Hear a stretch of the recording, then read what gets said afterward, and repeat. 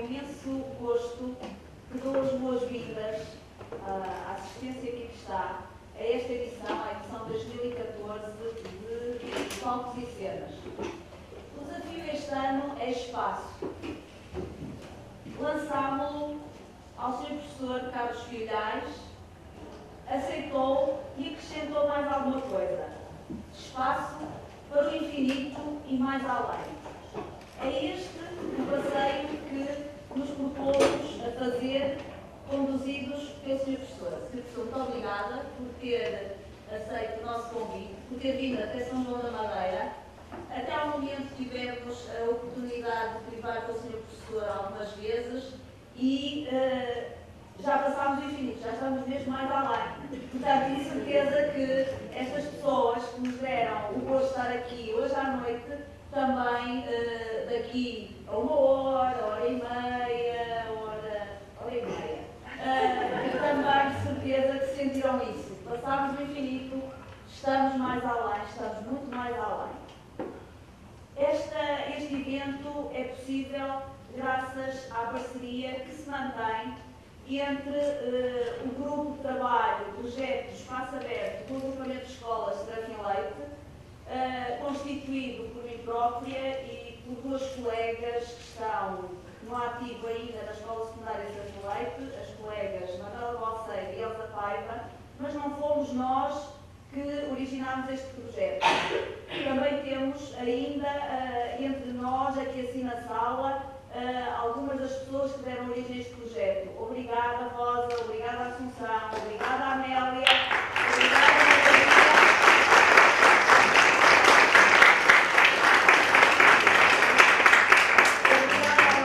também por nos terem posto neste caminho. E esperemos que ele continue até mais além. Mas o desafio foi lançado à Câmara Municipal de São João da Madeira.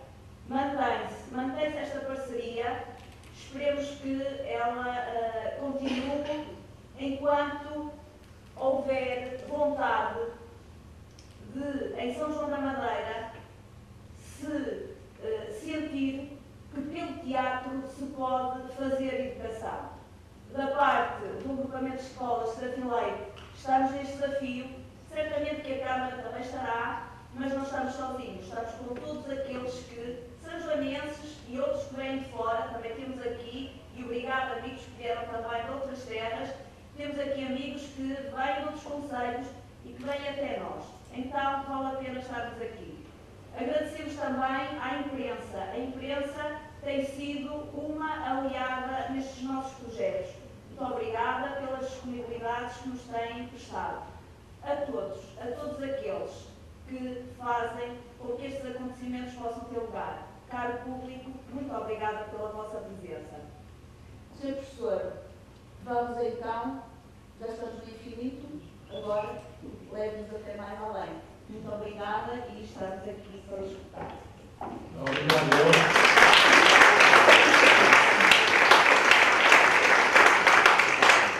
Obrigado eu por me terem convidado para este espaço. A doutora Cristina Reis não levou muito tempo a me convencer. Percebem no entusiasmo dela, ela tem o entusiasmo que se comunica, e eu estou aqui em resposta a esse entusiasmo, que é o vosso entusiasmo. Neste espaço, eu quero falar-vos no tempo que me dão, vou tomar 50 minutos e depois estarei à vossa disposição para questões. Neste espaço, vou falar do espaço todo e vou procurar responder a perguntas como esta: qual é o tamanho do espaço todo?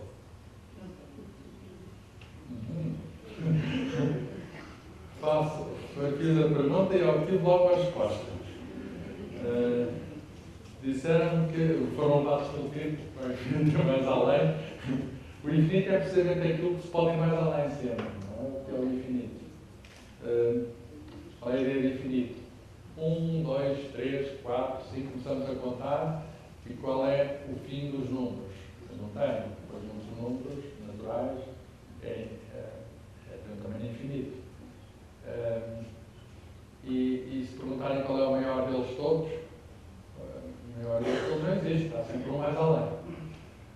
no infinito há sempre algo mais além. Já vamos ver se o nosso espaço se é finito, se é infinito, se o nosso universo é finito, se é infinito. Mas eu vi que deram uma resposta pronta. Eu vou já adiantar também, nós não temos a certeza que o universo seja infinito. E mais, provavelmente nunca saberemos. É natural que seja infinito, mas será difícil vermos a ter a certeza disso. É muito difícil falar do infinito, é uma noção muito difícil para qualquer um de nós. Mas também o finito é ainda mais difícil que o infinito. Alguém consegue, é muito difícil conceber o universo infinito, mas alguém consegue conceber o universo finito. Se pensarem no universo finito, podem pensar em mais além. Portanto, o finito tem esta dificuldade. E além do finito, o infinito tem o mais além lá dentro.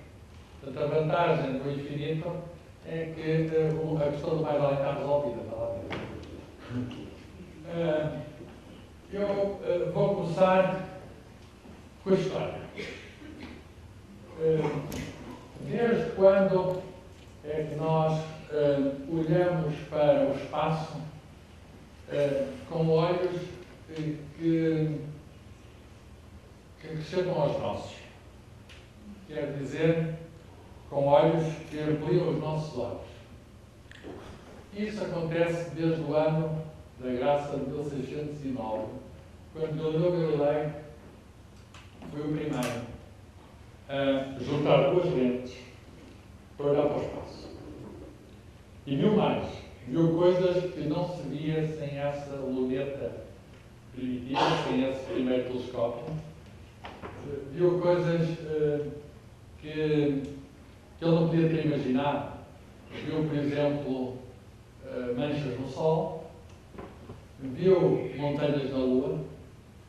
Viu novos planetas, não planetas, novos satélites em Júpiter, que ele chamou estrelas.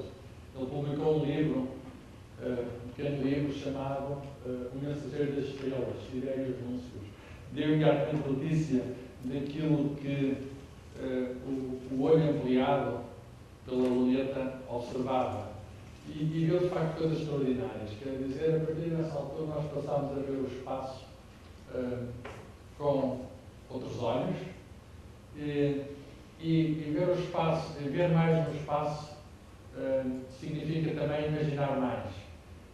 Nós temos de explicar aquilo que vimos, porque é que o Sol tem manchas, porque é que a Lua tem montanhas, porque é que Júpiter tem estrelas. Tem estrelas, tem satélites às quais o Galileu chamou estrelas. Aliás, ele deu o nome de estrelas de Médici, que era o nome do patrão. É sempre bom quando sou buscar qualquer coisa, dar o nome do patrão. É uma garantia. Está aqui o primeiro telescópio, que se pode ver no museu em Florença, e está aqui a representação da Lua feita pelo próprio Galileu, que era um grande artista. Ele não só via, como representava aquilo que via. E descrevia aquilo, também era um grande prosador, descrevia aquilo que via. A Lua passou a estar mais próxima, a Lua passou a estar ao nosso alcance. Não se esqueçam de espreitar para a Lua, que ela hoje está bem visível no céu estelar. A vida de Galileu já apareceu em palco, estamos na abertura de um festival de teatro, de facto o Galileu foi um personagem, um homem de ciência, mas é também um personagem teatral. E um dos maiores dramaturgos do século XX, o alemão Bertolt Brecht, fez uma peça extraordinária que coloca o Galileu, que era uma pessoa muito jovial, alguém que gostava de viver, tanto gostava de viver que naquele processo da Inquisição ele, enfim, revelou que gostava de viver. É uma pessoa que amava a vida, amava as coisas da vida. E ele aparece muito bem representado como um ser humano semelhante a nós. Talvez mais que nós tinha esta vontade, esta curiosidade irreprimível de ver mais além. É isso, aliás, que diz aos cientistas. Procuram ver mais além. E ele é um exemplo de cientista, e nesta peça do Bertolt Brecht, enfim, já foi apresentado em Portugal até várias vezes, é um clássico do teatro contemporâneo. Nós vemos o que é um cientista humano, um cientista que procura transmitir essa vontade de saber mais e procura transformar o mundo à sua volta para que os outros saibam mais ao mesmo tempo que ele sabe. Ele não se limitou a observar com o telescópio, tal como esta figura que é de uma das representações da peça, feita, neste caso, nos Estados Unidos. Ele procura que os outros respeitem, que os outros vejam. E esta é a atitude cientista. Ver, descobrir, mas levar a ver. Levar a revelar.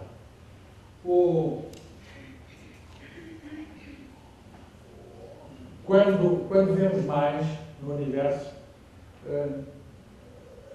como os nossos olhos estão ligados ao cérebro, imediatamente se colocam, os olhos são depois avançado do cérebro, imediatamente se colocam novas questões. E uma questão que se coloca imediatamente é: porque é que, por exemplo, a Lua não cai nas nossas cabeças? Se é um astro que está no céu, parece pairar no céu, e se aqui na Terra as coisas caem, e o Galileu viu que as coisas caíam na Terra, ele fez cair as coisas na Terra, porque é que a Lua não cai nas nossas cabeças? Ou, se quisermos, porque é que as luas de Júpiter não caem sobre Júpiter? Ou porque é que a Terra não cai sobre o Sol? Quem respondeu a esta pergunta foi a geração seguinte à de Galileu. Newton nasce no mesmo ano em que Galileu morre, ou no ano seguinte, porque há ali uma diferença de calendários entre o calendário adotado na altura na Inglaterra e o calendário adotado no mundo cristão. Há uma diferença de 11 dias. E ele nasceu no dia de Natal. Num calendário. No outro há uma diferença de 11 dias. Nasceu em janeiro. Num dia de Natal no calendário e 11 dias depois no outro calendário. Há o calendário juliano e o calendário gregoriano. Ele escreve um livro chamado Princípios Filosóficos de Filosofia Natural, Princípios Matemáticos de Filosofia Natural, em que explica esta questão, que é uma questão que é natural que se coloque. O que é que faz os astros andarem à volta uns dos outros? A resposta está nesta. Bem, há aquela questão do livro meu que neste cartoon, há aquela lenda que ele próprio criou, não sabe se é verdade. Os grandes sábios também criam lendas a seu respeito. A história da maçã é muito provavelmente uma lenda, porque a única fonte é o próprio. E, portanto, não há ninguém que tenha visto o Newton debaixo da macieira. Mas conta-se que ele está a vir debaixo da macieira quando viu a lua e pensou porque é que a lua não cai. E a resposta está, então, nesse livro de Newton. E esta figura, tirada do livro de Newton diretamente, explica tudo. Se a maçã estiver numa macieira no cimo da montanha, cai vertical. Se tiver uma maçã madura, e outra. Mas se dermos um pequeno impulso, a maçã vai cair mais à frente. Se der um impulso ainda maior, a maçã cai ainda mais à frente. Se der um impulso ainda maior, a maçã cai ainda mais à frente. Não sei se pode ver, já que está o míssil intercontinental. Muito antes de existir tecnologia para isso, o Newton já aqui tem a ideia. É possível fazer lançamentos longe, na sua tudo depende do impulso da velocidade inicial que se comunica. E se a velocidade inicial for suficiente, a maçã, neste caso, o meu projeto, dá a volta completa à Terra. Por outras palavras, eu transformei a maçã numa lua. Em qualquer um dos casos, a força é sempre a mesma, puxa para a Terra. No entanto, dependendo da condição inicial, eu posso ter a maçã a cair ou a maçã em órbita.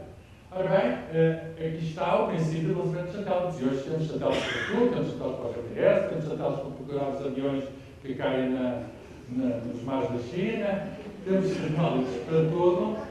Aliás, as minhas amigas e amigos podem ajudar na procura do avião, porque as imagens de satélite são postas na internet, com grande ampliação, e há gente em todo lado à procura das novas imagens de satélite a ver se encontra o avião. Já foi há uma semana, o avião deve estar algumas. Ora bem, temos satélites hoje para tudo, mas o princípio já está. E isto explica porque é que a Lua não cai. Com certeza que se a Lua tivesse começado numa condição inicial parada com a maçã na árvore, cairia. Mas no início do sistema solar, há 4,5 mil milhões de anos, havia uma grande confusão no sistema solar, uma rotação rápida de todo, e a Lua estava com a condição inicial certa para ficar em órbita, assim ficou. Se não tivesse, já não tinha aquilo que não tinha a condição inicial certa para estar. Portanto, o que a gente vê são os planetas, os satélites sobreviventes. Aquilo que tinham as condições iniciais boas. Boas significa que vai aguentar mais um tempo cósmico, um tempo significativo. Estamos a falar de movimento, quer de maçãs, quer de luas, e o Newton é o primeiro a falar de forças universais, a força universal dentro da força de gravitação, vale para maçãs e vale para luz. Isto é um grande salto conceptual. Pela primeira vez se percebeu que o universo, o espaço aqui e o espaço lá além, era regido pelas mesmas leis. Não havia uma física da Terra, uma física do céu, havia só uma física. Primeira vez que é preciso um grande gênio para perceber isto. Porque até essa altura pensava-se que havia coisas que se passavam aqui no domínio da Terra e as coisas no domínio da Lua eram do domínio lunar e além da Lua, e era outra história. A partir daqui percebeu-se que o universo tem uma unidade e mais do que isso nós conseguimos compreender essa unidade. Mas, falando de movimento, estamos a falar de espaço e estamos a falar de tempo. Porque é um movimento, é algo que se move no espaço ao longo do tempo. E a pergunta imediata é o que é o espaço, o que é o tempo. O que era então o espaço e o tempo para Newton? Para Isaac Newton, eu vou usar uma expressão do teatro. O espaço e o tempo são os palcos imóveis onde os processos têm lugar. Os cenários, se quiserem. Ou se quiserem, o palco é o espaço e o cenário é o tempo. As coisas acontecem no espaço-tempo. Mas os espaços-tempo são separados. Ele pensava que o espaço era universal, e que o tempo também era universal, era único para todos. É como se houvesse um mundo que se estendesse. Ele já pensava no infinito, se estendesse infinitamente, até ao tempo de Galileu, pensava-se que o mundo era fechado. Mas no tempo de Newton, era preciso que o mundo fosse aberto, até por uma razão muito simples. A força da gravitação universal faria ligar tudo, ligar todos os astros, ligar todas as estrelas, a menos que aquilo se estendesse infinitamente. E então é puxado por aqui, é puxado por outro lado, e poderia haver algum equilíbrio. Portanto, o espaço seria imenso, infinito, e o tempo seria dado por um relógio universal. E tudo seria movimento no espaço ao longo do tempo. Esta ideia é uma ideia tão forte que é uma ideia que é a ideia que ainda nós hoje temos. É a ideia que está nos nossos cérebros ainda. O mundo é um grande palco e ali sucedem-se coisas ao longo do tempo. Já vamos ver que isto não é bem assim. Quem disse que isto não é bem assim foi Einstein. Mas antes de Einstein, quero dizer que o Newton é um personagem também de teatro.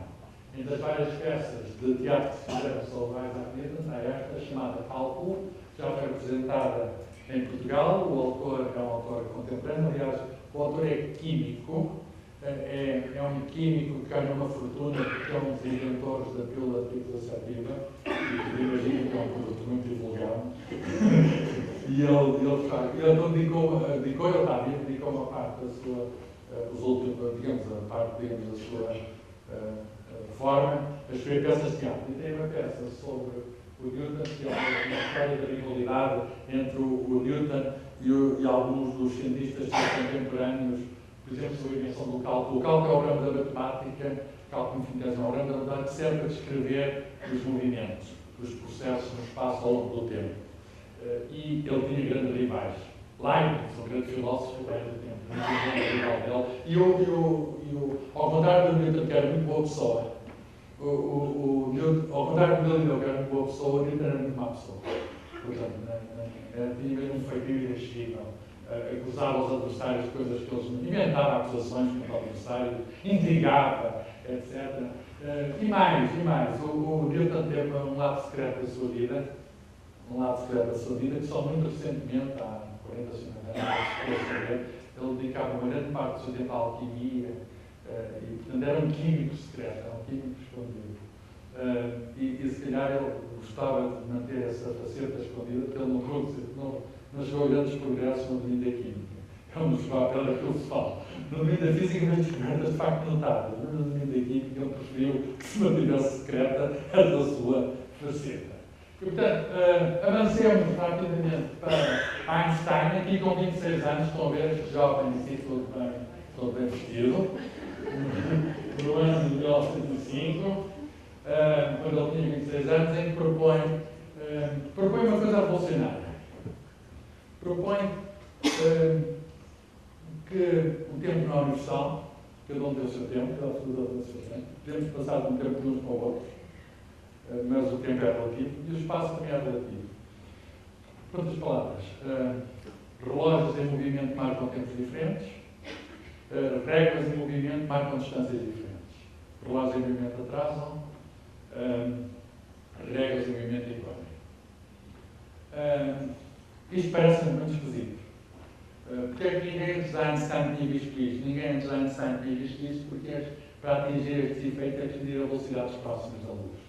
A velocidade da luz é 300 mil km por segundo e cada segundo andar 300 mil km, é uma coisa prodigiosa, é difícil de conceber. É a coisa mais rápida que existe, nada pode andar mais rápido que a luz.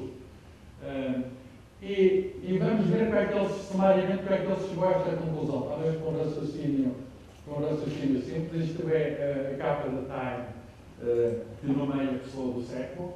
É interessante, tanta gente que houve ao longo do século XX e uma revista, além de ser uma revista científica, uma revista popular, das massas, diz que a pessoa que melhor representa digamos, a humanidade no século XX. O século XX teve lutas, teve guerras, enfim, foi um século muito agitado, mas quem melhor representa a humanidade no século XX é este homem que percebe melhor o que é o espaço e o que é o tempo. O que é que o Einstein disse sobre o espaço-tempo? Ele imaginou isto, coisa que o Galileu e o Newton não podiam imaginar, não havia comboios no tempo do Galileu e do Newton, no tempo do Einstein já havia comboios. Ele imagina esta experiência no comboio. Está alguém com um relógio e está a tentar medir, isto é uma experiência conceptual, quer dizer, ele é um teórico, ele só pensa. Ele não tem, portanto, experiência conceptual é uma experiência feita com pensamento. Não tem que realizar a experiência. Depois foram feitas experiências que corroboram as conclusões que ele chegou, mas ele chega às conclusões mentalmente. O Einstein representa a capacidade humana de entender o mundo, mas enquanto o Galileu fazia observações e experiências e o Newton também fazia observações e experiências, o Newton fazia tudo, o Einstein fazia tudo mentalmente. Representa a inteligência em estado puro. Nesta experiência que ele imaginou, no interior do comboio, a luz vai de uma lâmpada para um espelho e volta à lâmpada. E ele mede, em princípio, é mental, mede quanto tempo demora o raio de luz a partir, a bater no espelho e a chegar, um certo tempo passou. Há um acontecimento partido da luz, regresso da luz, e há um intervalo de tempo e podemos, enfim, sabendo a velocidade da luz, 300 km por segundo, nós marcamos o tempo. Problema. Einstein, e tinha boas razões para isso, ainda hoje temos, ainda não foi contrariado, o que Einstein disse ainda se mantém, disse que a velocidade da luz era a mesma para todos os observadores. Quer dizer, quando a pessoa fala em velocidade, tem sempre que dizer velocidade em relação a quê? E a resposta do Einstein foi em relação a qualquer coisa. A luz desloca-se à velocidade da luz relativamente a qualquer coisa. Se eu tiver aqui emitido digamos, uma luz, a luz vai a 200 mil km relativamente a mim. Mas se eu for a deslocar-me e emitir a mesma luz, a luz continua a deslocar-se a 300 mil km por segundo relativamente a mim, relativamente a vocês também. Portanto, desloca-se, é um pouco estranho, mas este é o ponto de partida de Einstein. A luz desloca-se a uma velocidade constante para toda a gente. E a consequência imediata disso, se nós aceitarmos esta invariância da velocidade da luz para todos os observadores, a consequência imediata é que um observador que esteja fora do comboio vê a mesma luz fazer um trajeto diferente e fazer um trajeto que é maior. Porque está fora do comboio, a luz não vai na vertical para cima e para baixo, a luz vai ao longo de dois lados de um triângulo. E a soma destas duas distâncias é maior do que o dobro da distância na vertical. É a geometria simples. Se admitirmos, como Einstein admitiu, e nós hoje continuamos a admitir, que a velocidade da luz é a mesma, só há uma solução. O tempo é diferente para quem está fora. Se admitirmos que a velocidade da luz é constante, é a mesma para todos, então cada um tem o seu tempo. O tempo lá dentro decorre de uma maneira e cá fora decorre de outra maneira. O relógio marca. Porquê? Porque a velocidade da luz é a mesma, a distância é diferente. E esta experiência foi feita já com relógios muito bons, relógios muito precisos, foram colocados a bordo de aviões, deram a volta à Terra, foram colocados. Os relógios que estão nos satélites GPS são relógios atómicos muito bons e tem de se levar em conta estes efeitos. Os relógios andam de modo diferente quando estão a fazer a velocidade. E conforme a velocidade, maior é a diferença. O tempo depende da velocidade. O tempo depende da velocidade do observador. E, portanto, o tempo absoluto do Newton desapareceu. E o espaço absoluto também já vamos ver que vai desaparecer. O que é o tempo? É aquilo que se mede por relógio, o que é o espaço? É aquilo que se mede por uma régua. E aquilo que mede, por exemplo, os dois acontecimentos, os intervalos que medimos num certo sítio, é diferente do que medimos noutro sítio. Sabemos passar de um sítio para os outros, chama-se a infinita velocidade de passar de um sítio para os outros, o tempo e o espaço são relativos. Vamos ver os paradoxos que isto traz, mas são paradoxos que temos enfim, nos fazem pensar, mas que não são paradoxos nenhum no sentido em que é mesmo assim, são factos da vida. Temos dois gêmeos, neste caso um gêmeo e uma gêmea, em que um deles vai a uma velocidade praticamente da luz, a velocidade muito grande vai parecer visível, até um arco distante e depois volta. Eles nasceram na mesma altura, mas o tempo decorreu de modo diferente para cada um deles, de tal modo que um regressa cheio de Alzheimer e a irmãzinha gêmea está ali nova e fresca. Portanto, se eu quiser brincar de dois direto, tem aqui a segredo da juventude, é só mover-se. Tem de se mover à velocidade da luz. E é mesmo assim, digamos, o movimento faz com que o relógio se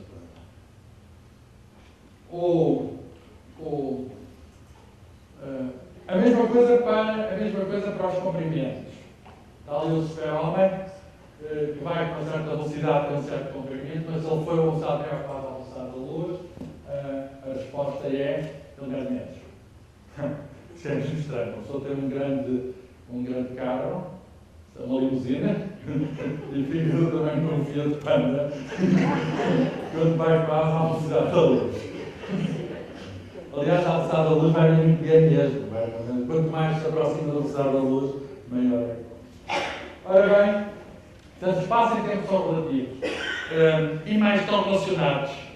Estão relacionados, em vez de espaço sozinho e tempo sozinho, como criou Einstein, como criou Newton, para o Einstein, existe um espaço-tempo para cada observador. Espaço-tempo. Cada observador tem um espaço-tempo. E é possível passar as medidas de espaço-tempo de um para as medidas de espaço-tempo do outro. Por outras palavras, a física não deixa de ser universal. Cada um faz as suas medidas, mas sabemos passar as medidas de um para as medidas do outro e, digamos, as forças que causam os fenómenos naturais são interpretadas do mesmo modo. As leis da física são as mesmas para um observador e para o outro. Se as leis da física não fossem as mesmas para os vários observadores, então a física estava perdida. A física baseia-se na ideia da universalidade. As leis da física são as mesmas em todo sítio, são as mesmas ao longo do tempo, são as mesmas para todos os observadores. Mas Einstein era um gênio. Ele não apenas uniu o espaço-tempo, eu estou a dizer que é contrassenso, mas matematicamente, em vez de haver uma grandeza a 3 dimensões, há uma grandeza a 4 dimensões, um acontecimento é um ponto no espaço-tempo, há um ponto no espaço a 4 dimensões. Mas ele fez mais que isso. Ele disse qual era a origem da força da gravidade, a origem daquela força do Newton. Aquela força do Newton, inversamente proporcional ao quadrado de distância, esta é a matemática maior que eu vou apresentar hoje. Aquela força do Newton era uma descrição matemática, mas não se percebia bem o que era. Porquê que era assim? Aquela força. Ele diz o seguinte: o espaço-tempo para o Einstein, ele disse isto em 1916, vai fazer 100 anos, daqui por 2 anos, e mantém-se atual. Ainda não foi desmentido. O espaço-tempo é controlado pela matéria e energia. O que é que se quer dizer? A geometria do espaço-tempo, aquela entidade, a 4 dimensões da geometria do espaço-tempo, é alterada sempre pela matéria e energia. Matéria e energia também estão relacionadas, a famosa fórmula de Einstein. A matéria passa a energia, a energia passa a matéria. Portanto, e quando temos, imaginem matéria, por exemplo, uma estrela, os planetas andam à volta da estrela ou caem para as estrelas se partirem parados, porque a geometria à volta do espaço é alterada pela presença da matéria. E isto é o que nós chamamos de teoria da relatividade geral, e é a melhor teoria que hoje temos para explicar a força da gravidade, enfim, que vai aparecer pela primeira vez com o Newton. A expressão do Newton está certa para pequenas velocidades, para pequenas quantidades de matéria, para grandes velocidades, para grandes quantidades de matéria, que são grandes forças. Então, nós temos de generalizar a expressão do Newton. E é assim que a ciência avança. Quem vem depois tem de manter o que está antes. Ele não deixa de dar razão a Newton. O que ele diz é o seguinte: para um certo regime, em certa circunstância, nós podemos e temos mesmo de falar do Newton. A teoria de Einstein era mental. E a questão é: será que está certa? Eu já falei de experiências feitas com relógios a bordo de satélites. Há uma experiência famosa que foi feita no ano 1919, 3 anos depois da proposta de Einstein, e que imortalizou Einstein. Porquê? Porque ele previu que havia luz de estrelas por trás do Sol, cujos raios, quando chegavam aqui à Terra, eram encurvados pela presença do Sol, porque a geometria na vizinhança imediata do Sol era alterada pela presença da massa e energia do Sol. E ele previu quantos graus é que aquelas estrelas eram desviadas. A luz da estrela, em vez de estar ali, deve estar acolá. Há uma pequena diferença. A diferença é pequena, mas dá para ver. Os astrónomos foram num famoso eclipse que decorreu aqui nesta linha, no Equador, na ilha que agora é portuguesa do Príncipe, e também no norte do Brasil, tudo em território de expressão portuguesa. Por acaso não havia nenhum astrónomo português. Mas os astrónomos ingleses, a equipe inglesa, de um lado e do outro, comprovaram que o Einstein tinha razão. E exatamente aquilo que ele tinha previsto era aquilo que se observava. Ele, a partir daí, foi o novo Newton, tornou-se o novo Newton, era um novo gênio. Um jornal português, passados uns meses, publicou na primeira página, o jornal do século, não me lembro, publicou na primeira página um título que tem um título que é poético. Mas que é verdadeiro, cientificamente. Diz assim, o título era este: a luz pesa. A luz pesa. O que é que se quer dizer? A luz era desviável também da massa. A luz pesa parece difícil de entender. Parece que só o poeta Jaime Andrade, por exemplo, pode escrever coisas que diz a luz pesa. No entanto, os físicos dizem também isso. A luz pesa. A partir desta altura, nós sabemos que uma estrela altera o espaço à sua volta, quer dizer, aquela geometria normal de Euclides, estamos habituados, a soma dos ângulos de um triângulo deve ser um certo valor, afinal não, porque o espaço é curvo, perto de uma estrela, mas se a estrela for maior, é mais curvo, e se a estrela for ainda maior, que é o que acontece nos chamados buracos negros, então o espaço encurva-se completamente, encurva-se, dependendo agora da massa, chamamos isto um buraco negro. O que é um buraco negro? É o coração de uma estrela que explodiu e que está de tal modo a massa concentrada no seu centro, que ali o espaço-tempo curvam-se a tal ponto que nós podemos dizer que é o fim do espaço do tempo.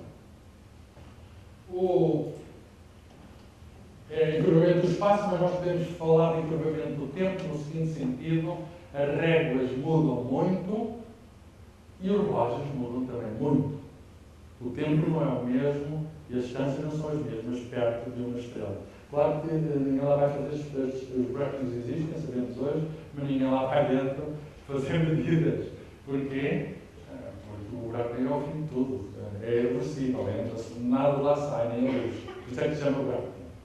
Porquê? Porque é um servidor, um abismo cósmico. Também no teatro, nós vemos várias peças que representam o Einstein. Esta é uma peça que foi apresentada em Portugal, de um autor canadiano chamado Um Monólogo de Einstein, em que está apenas o Einstein sozinho em cena e dá um modo que simboliza o caráter inovador, arrojado da ideia do homem só. Do homem só.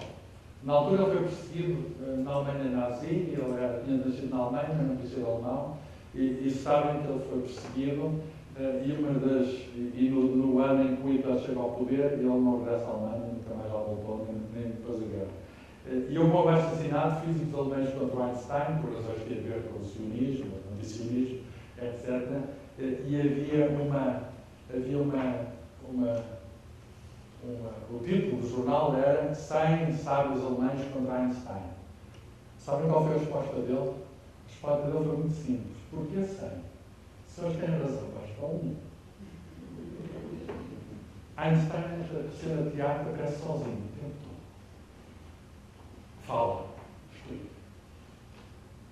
Diz, comunica, tal como Galileu e Newton tinham feito, mas ele comunica sozinho, sempre em palco, mostrando o poder que um homem só é capaz. O cérebro de um só homem é capaz. Claro que o cérebro de um só homem não é capaz sem se apoiar nos outros, sem se apoiar intelectualmente nos outros. E este cartão simboliza a construção que é a ciência, a descoberta do mundo que é a ciência.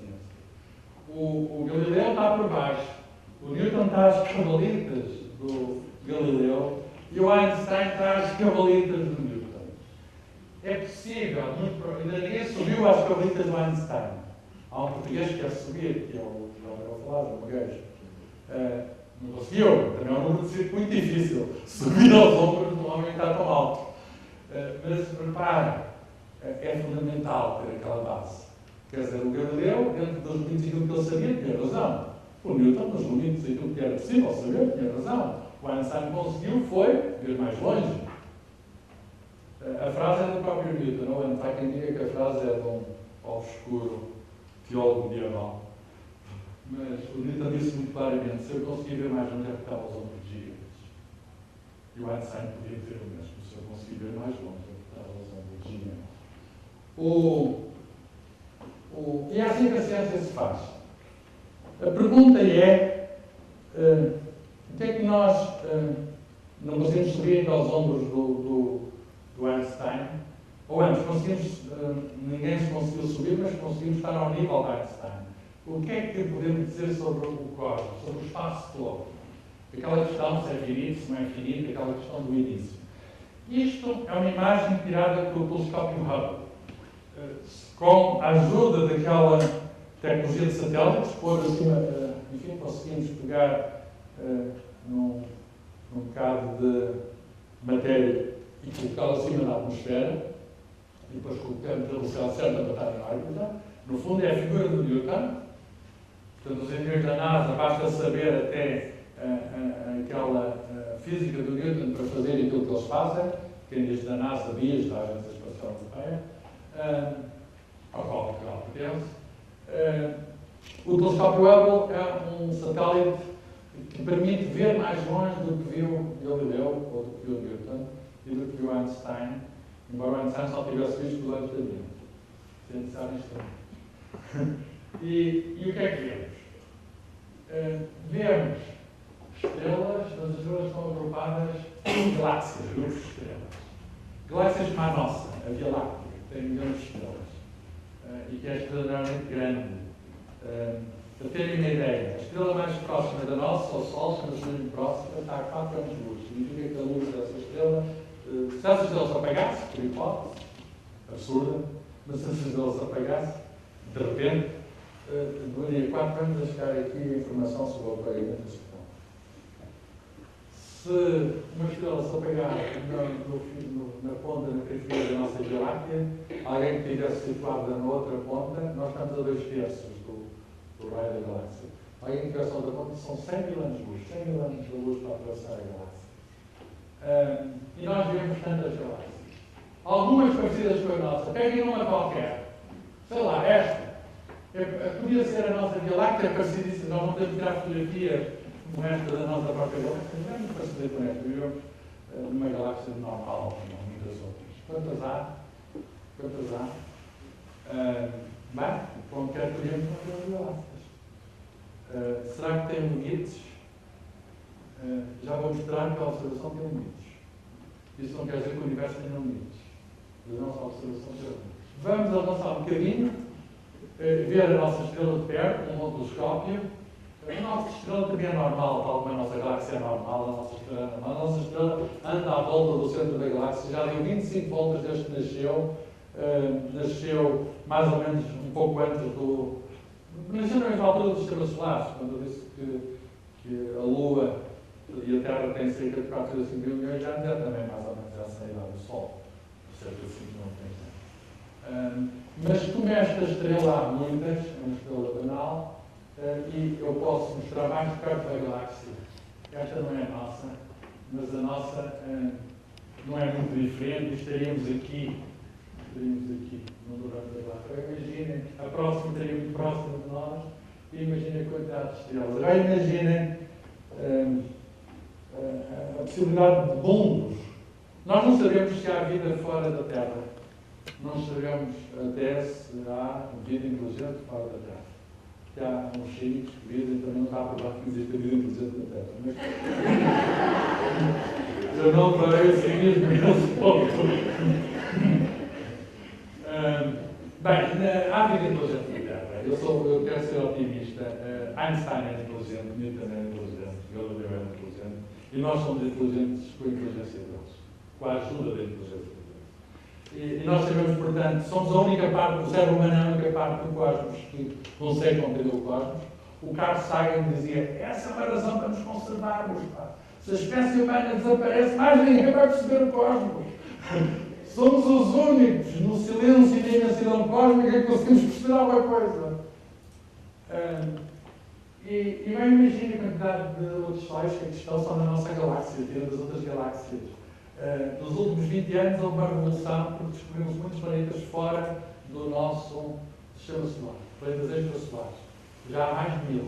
E continua a somar-se. Há muitos descobertos por aqui, mas não com português. Continua a somar-se. Isto é uma revolução da ciência. Quem é que criou essa revolução? Tecnologia. Conseguir pôr telescópios melhores em órbita. Pode ser o telescópio melhores em órbita, nós vemos planetas a passarem frente aos sóis distantes, ainda da nossa galáxia. Nas outras não se consegue ver nada. Estão demasiado longe para ver planetas de outras galáxias. Mas na nossa galáxia já há mais de 1000 planetas fora, nós alguns do tamanho da Terra, e estamos a tentar tudo para ver se há algum parecido com a Terra e se há alguma maneira indireta de ver se há uma possibilidade de vida. Não falamos de início de vida. Possibilidade de vida, estar à distância certa da estrela. Para haver vida como é que isso se desenvolve.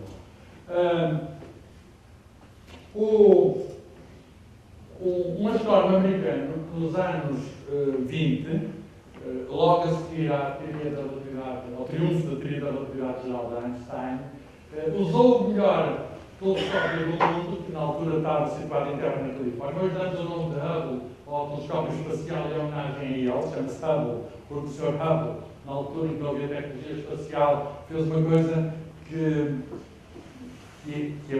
era precisa, que é fazer um catálogo de galáxias. Começou a classificá-las, porque ela está ali, porque ela está lá, deu-lhe nomes, deu números, há muitas.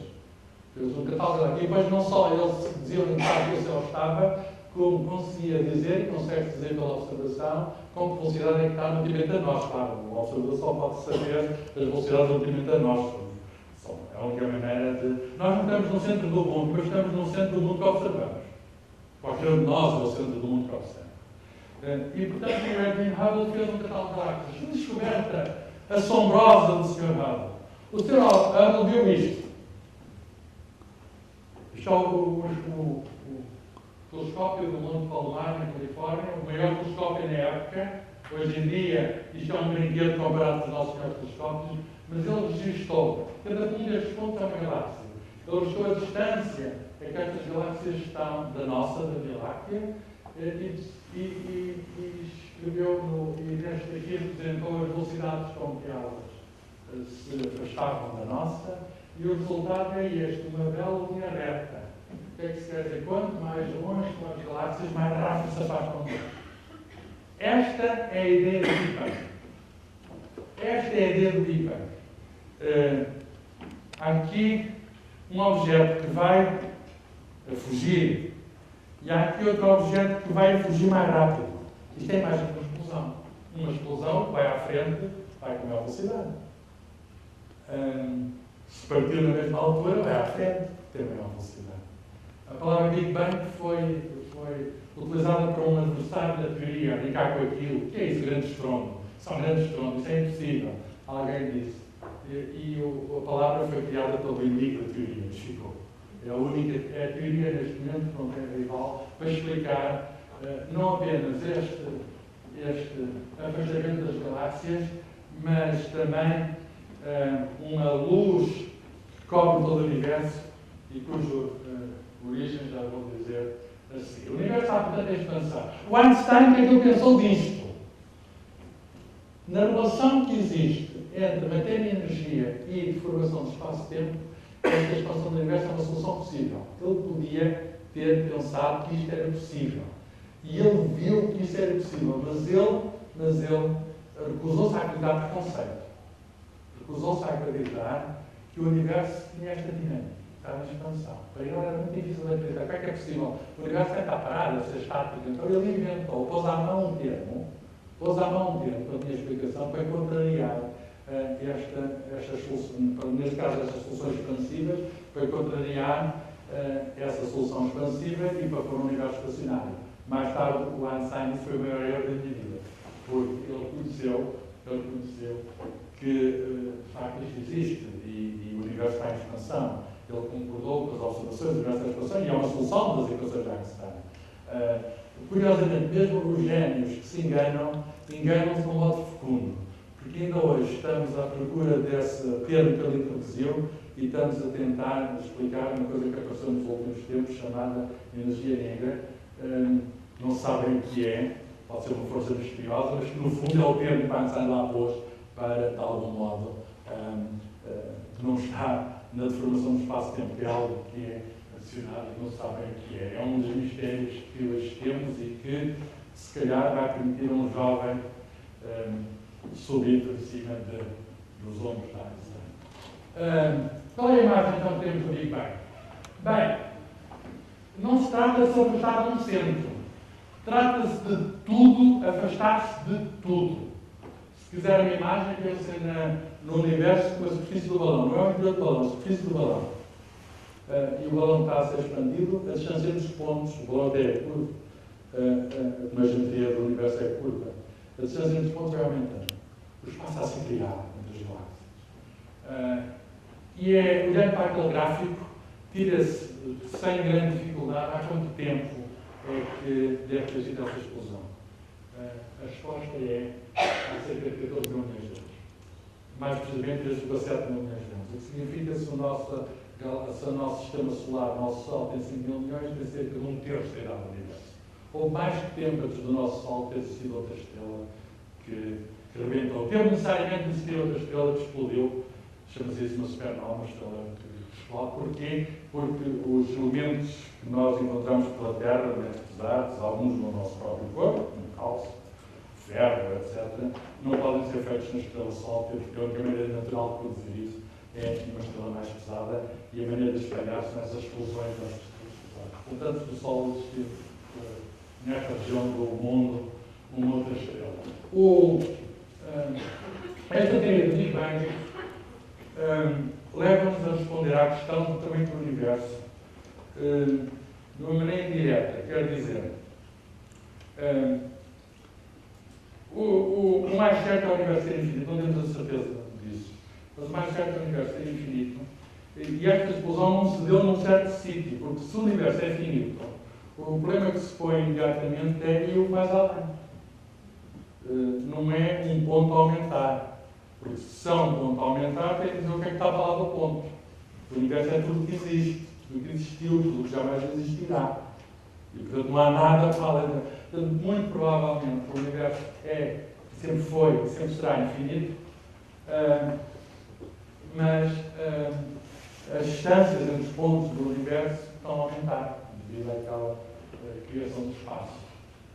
Este ponto aqui luminoso é o objeto mais remoto que se conhece. Chama-se um quasar, um objeto misterioso, provavelmente é um coração de uma galáxia, é um objeto de uma energia muito grande, mas o que se sabe sobre isto é o seguinte: está muito longe, está a 14 milhões de anos luz, está praticamente a luz chega-nos desde o início do universo. São os objetos mais antigos que se conhecem. Conclusão, a conclusão é muito simples. Se nós estamos aqui na Terra, no Sol, no Sistema Solar, neste campo da Via Láctea, e vemos, por exemplo, aqui o quasar A ou aqui o quasar B, que estão muito longe e que estão, de acordo com esta lei de Hubble, a fugir à velocidade praticamente da luz, a conclusão é muito simples: nós não podemos ver para além disso. Estamos já no limite. Estamos já no limite da nossa. Estamos naquilo que se chama, no limite da nossa capacidade de observação. Estamos naquilo que se chama o nosso horizonte cósmico. Tal como na Terra. Nós só podemos ver uma parte. Não vemos a Terra toda. Vemos o horizonte, por exemplo, no mar, vemos o horizonte. É que terminamos. Vemos um horizonte. Portanto, o universo pode ser infinito, mas nós só temos acesso, pela observação direta, a uma bolha de cerca de 14 mil milhões de anos-luz de raio. E, portanto, o universo poderá ser infinito com os olhos da mente, mas com os olhos dos telescópios tem um tamanho, quer dizer, o universo observável. Isto é uma mensagem muito forte que a ciência moderna possibilitou. E tudo que podemos ver tem um certo tamanho e não podemos aspirar a ver para além de um certo tamanho, portanto é finito. Mais além, pode existir, só que estará para sempre fora da nossa capacidade de observação. Adiante. Imagens antigas do tamanho do mundo. Já houve um tempo, na Idade Média, em que se pensava que a Terra era o centro do mundo, até está aqui representado as órbitas dos planetas, está aqui o Sol colocado entre Vênus e Marte. Isto é um velho modelo de Ptolomeu, e antes disso um modelo de Aristóteles. E o que é curioso aqui é que as estrelas ocupavam a última esfera. É como se o mundo fosse, reparem, já uma esfera, mas o mundo estivesse todo o sistema do mundo, estava reduzido ao sistema solar, não havia galáxias, estava reduzido ao sistema solar, e as estrelas estavam coladas, como fazemos nas estrelas do cenário do Cosépio, estavam coladas na última esfera. E para lá, e para além, e mais além, a resposta que se dava na Idade Média, para além era Deus. O universo, o sistema do mundo, era um universo no interior de Deus. Deus então era infinito, era um Deus infinito.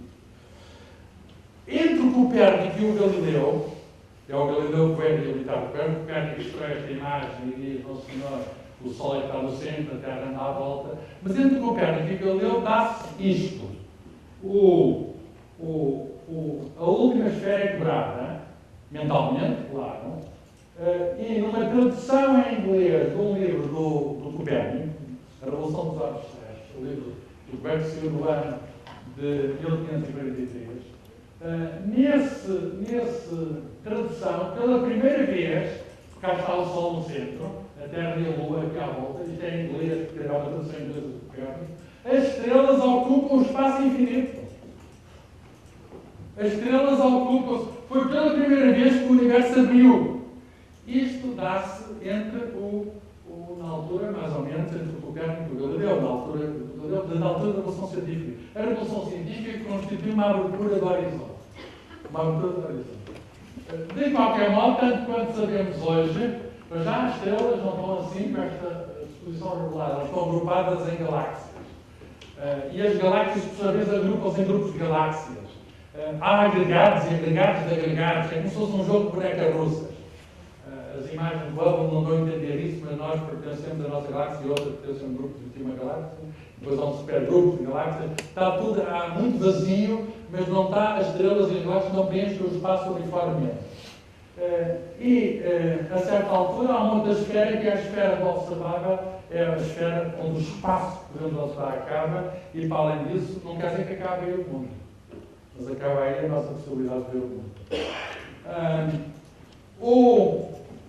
O universo matemático, com que eu comecei, 1, 2, 3, 4, 5, 6, 10, muitos, tem esta propriedade, que é uma propriedade em que a parte, que é uma propriedade que pode parecer estranha, mas é muito fácil de comprovar, a parte é o tamanho do todo. Vejam lá, como é que no infinito, a parte pode ser o tamanho do todo. Isto é um paradoxo, a parte ser o tamanho do todo. Como é que uma coisa que é uma parte do todo pode ter o mesmo tamanho? Só no infinito é que pode acontecer. Ora, vejam, tomem o quadrado do número 1. 1 ao quadrado, 1 vezes 1 é 1. O quadrado do número 2, 2 vezes 2 é 4. O quadrado do número 3, 3 vezes 3 é 9. O quadrado do número 4, 4 vezes 4 é 16. Então temos um novo conjunto de números, que só são os quadrados, 1, 4, 9, 16, etc. Quantos elementos é que tem? Infinitos. Mas, estão de acordo comigo, que estes quadrados, em número infinito, estão dentro do outro infinito. Portanto, o infinito contém-se a si próprio. De qualquer modo, isto parece simples de mostrar desta maneira, tem dado muito que fazer nos matemáticos. E há grandes matemáticos e continuar grandes matemáticos que se confrontam com a ideia do infinito matemático. Eu não vou tomar muito mais tempo, porque já cheguei à ideia do universo que pode ser infinito, mas a parte que nós vemos é finita. Mas quero, além do aparecimento das galáxias, mostrar outra segunda prova do Big Bang. Porque é que nós sabemos da grande explosão. Não basta a ideia que é muito forte, a ideia do aparecimento das galáxias vista pelo Hubble e que já está nas equações do Einstein. O Einstein podia ter dito aquilo antes do Hubble ver. Dois engenheiros, ou físicos, são físicos, mas físicos aplicados, nos anos 60, nos Estados Unidos, em 1964, estavam a montar antenas de micro-ondas. Na altura não havia a tecnologia que hoje há para os telemóveis, que baseiam-se em antenas de micro-ondas, mas já se começavam a fazer experiências de transmissão à distância, mandando luz sob a forma de micro-ondas. O que é que eles viram? Que os espantou. Eles viram que havia uma radiação de micro-ondas igual a todo lado que era captada pelas antenas. E eles apontaram a antena para um sítio e tinham lá aquela radiação, aquela luz. Apontavam a antena para outro sítio e tinham a mesma luz. Foram limpar as antenas, a ver se tinha sido obra de algum pássaro. Mas não. Tinham a certeza, as antenas estavam boas, estavam ali a captar uma radiação, luz muito precisa, de um certo comprimento de onda, muito certinho. Um certo comprimento. A pergunta é, não vem num sítio da Terra, é como se estivéssemos no meio de um forno de micro-ondas e leva-se uma luz muito fria, mas a questão é, qual é a origem disto? E alguém propôs isto. Se o universo está em expansão, como qualquer gás que se expande, vai aquecer. No início estava quente. Ora bem, no início devia haver matéria, e a matéria, quando está muito quente, as partículas de matéria estão numa grande confusão, estão caóticas, estão vadias. Se aquilo arrefece, é natural que as partículas se juntam. Ora bem, houve uma altura em que havia partículas que são, vou dizer quais são, núcleos atómicos, o hidrogênio é um núcleo de hidrogênio que é um próton, e havia elétrons, e o próton não estava casado com o elétron, não havia átomos de hidrogênio. Antes do universo ter 100 mil anos, só quando o universo teve 100 mil anos, é que teve a temperatura certa, nós podemos calcular a evolução de temperatura do universo ao longo do tempo. Só quando o universo teve 100 mil anos, é que tinha a temperatura certa para ser conveniente, do ponto de vista energético, aos eletrões juntarem-se aos prótons, conforme aos átomos de hidrogênio, os primeiros átomos. formaram-se onde? Por todo lado. Na altura, eu até estava esperando, não havia estrelas. Não havia estrelas ainda. Não tinha havido tempo, talvez vai demorar cerca de 1 milhão de anos a haver estrelas. Estamos nos 100 mil anos. Essa diferença de energia espalhou-se e está espalhada, ficou no cosmos. A energia não se perde. Pode-se calcular qual é essa energia. E essa energia é a energia da radiação de micro-ondas que se vê nas antenas. Por outras palavras, o que nós estamos a ver é uma espécie de fogo de artifício que ficou do tempo da formação dos átomos. É uma radiação que nós chamamos de radiação cósmica, de fundo, que é um fóssil. É uma marca de quando o universo tinha 100 mil anos. Foi quando? Foi há 14 mil milhões, porque 100 mil comparado com 14 mil milhões não é nada. Não é? É um troco, são trocos. Foi no universo de... Portanto, estes planos ficaram famosíssimos e receberam o prémio Nobel da Física só por fazerem medições com cuidado com antenas que eles queriam montar para outra coisa. Eles não estavam nada interessados na origem do universo. Nem trabalhavam no assunto. Mas o que eles estavam era a identificar alguma coisa. O que é que alguém fez a seguir, até recentemente, as coisas que seguem, colocar os satélites em órbita para medirem melhor isto. E esses satélites têm detectores de micro-ondas e andam a percorrer a Terra em todas as direções e o resultado é a fotografia do universo quando ele tinha, neste caso, 300 mil anos de idade. Eu falei 100 mil anos, que era um número bom. Quando ele tinha 300 mil anos de idade, em que as pequenas diferenças nessa radiação estão ampliadas, para se verem pequenas diferenças, é um mistério porque é que há estas pequenas diferenças, mas a explicação mais natural é que é o sítio onde havia mais matéria, onde se forma mais ar. É o sítio onde também hoje vemos mais galáxias. As galáxias não estão igualmente distribuídas, há sítios onde há mais, há sítios onde há menos. E nós, nesta fotografia tirada com micro-ondas, podemos ter um instantâneo da formação dos átomos no tempo em que ainda não havia nem galáxias, nem estrelas. Esta é a fotografia do universo em TV. E eu não vou conseguir fazer fotografias. Posso ter informação direta do que se está a passar antes, mas não vou nunca fazer fotografias do que se passou atrás, no tempo. Porquê? Porque é impossível captar imagens atrás, porque aquelas partículas todas vadias que andavam de um lado para o outro não deixam passar a luz. Absorvem a luz. Os átomos formados deixam passar a luz porque só absorvem e emitem luz de certos comprimentos de onda. Por resto deixam passar. Adiante. Portanto, a história do universo é uma história. Isto é que não é uma peça de teatro. O palco vai mudando. O palco vai mudando, vai ampliando, mas vão-se passando coisas no palco, há um enredo. E há aqui um momento da história, um momento do palco, que é um grande acontecimento, a formação dos átomos.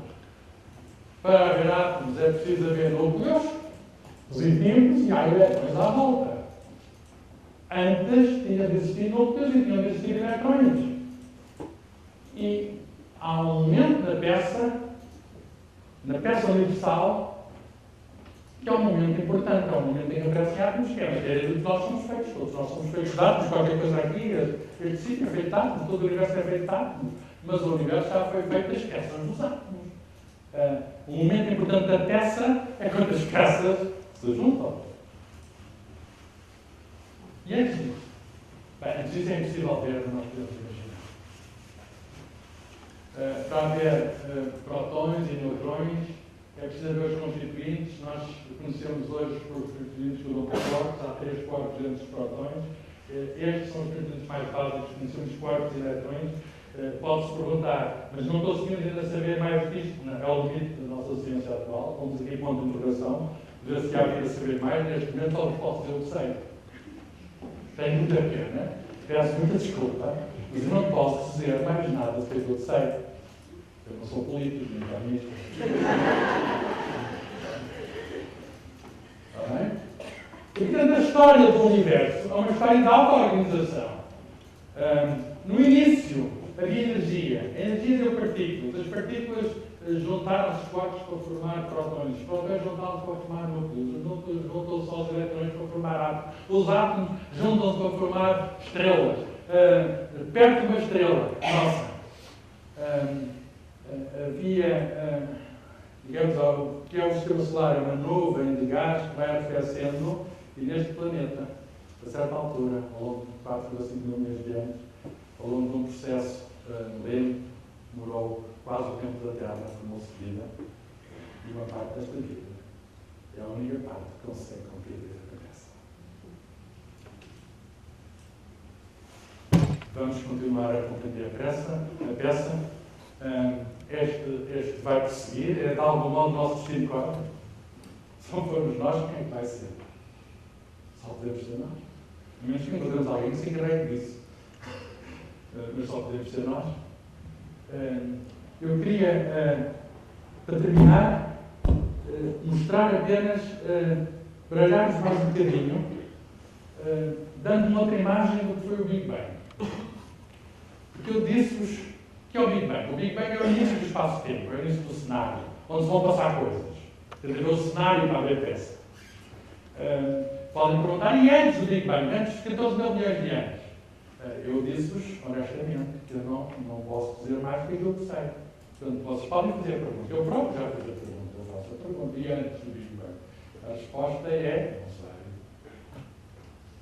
não sei. E acrescento, também não vou saber. Provavelmente nunca ninguém vai saber.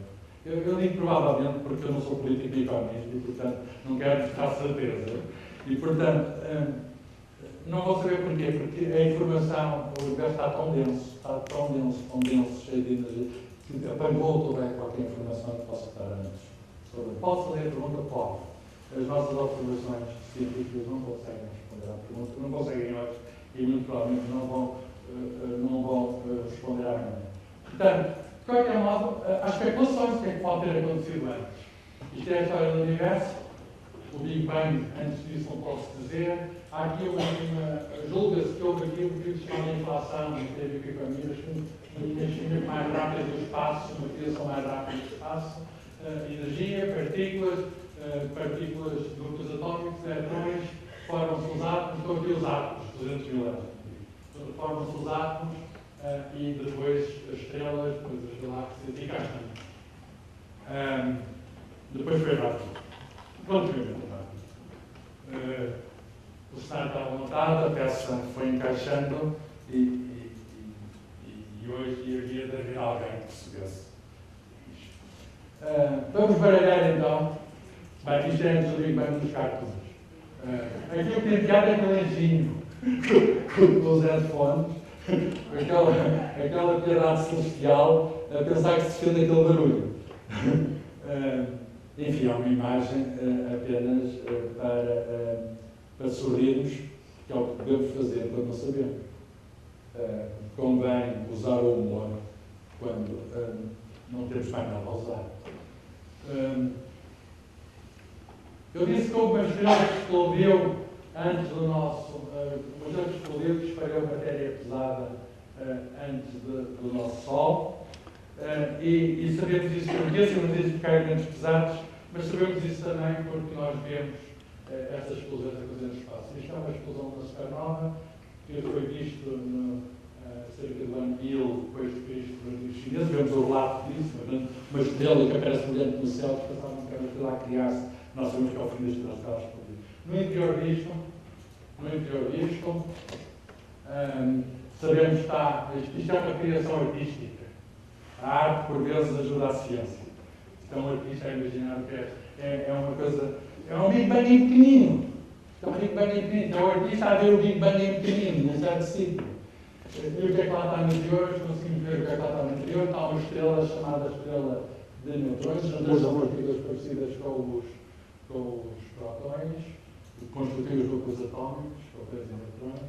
Esta estrela roda muito rapidamente, está lá no orbitário, e chama-se a natureza, o pulsar, e é um sítio onde o espaço-tempo está deformado. Quer dizer, há algum relógio que se aproxima dali vai marcar de um modo muito diferente, há uma regra que se aproxima dali vai marcar de um modo muito diferente. Nós sabemos que estes objetos existem lá dentro daquela explosão, em outros sítios. Porquê? Porque são ondas de rádio que vêm desses pulsares e até o sinal é muito regular. E é regular não por haver ali nada especial, mas é regular porque a estrela está a rodar com uma regularidade espantosa. Está a rodar porque a explosão pôs aquilo tudo a rodar. Ora bem, se Se o coração da supernova for ainda mais denso, se for ainda mais pesado, o resultado é que, em vez destas estrelas neutrões a pulsar, agora é mais uma vez a imaginação do artista a funcionar, em vez disso há lá um buraco negro. O buraco negro já não pode irradiar sinal de luz, rádio, nem coisa nenhuma, mas nós sabemos que os buracos negros existem. Sabemos que os buracos negros existem porque nós vemos estrelas binárias. Estrelas binárias são estrelas que são duas, são estrelas companheiras uma da outra. A maior parte das estrelas são duplas, já agora. O nosso Sol é uma estrela solitária, mas a maior parte das estrelas são duplas. Mesmo a próxima do Centauro é mais que uma. E o que é que acontece? Acontece que nós vemos que a matéria das estrelas está a desaparecer para a outra que não se vê. E nós sabemos que o telescópio de raio-x, forte acima da atmosfera, há fontes intensas de raio-x que só pode ser interpretado através do servidor de matéria cósmica. Portanto, uma estrela está a dar a sua matéria à outra e aqui há uma força gravitacional intensíssima. É o sítio onde identificamos um buraco negro. E repare, cá está o telescópio de raio-x e está aqui um cartão do buraco negro, uma imagem para perceber o que é o buraco negro, nós pegamos em embora. E aquilo lá está um sítio que nós nunca mais vemos, é irreversível. É irreversível. E o dinheiro que mais volta, podem ter certeza, o dinheiro que mais volta deve um buraco negro à luz. No Ministério das Finanças há um buraco negro, quando nós todos pagamos o produto contribuído. E este é o telescópio de raio-x que permite localizar os buracos negros, que são fontes muito intensas de raio-x. O que está para lá do buraco negro, eu posso saber tanto do que está para lá do buraco negro, tal como posso saber o que está para antes do Big Bang. O Big Bang é o início do espaço-tempo. Já o Santo Agostinho, que não sabia nada de física, dizia, parece um relativista, dizia que Deus nos parou uma eternidade para, a certa altura, criar o mundo. Ele dizia, Deus, quando criou o mundo, criou o pacote, o espaço e o tempo. Antes do mundo não existia tempo. Isto é uma ideia de Santo Agostinho, século V. O que é engraçado é que a ideia também vai estar. O espaço e o tempo vêm em pacote. Espaço assim e tempo.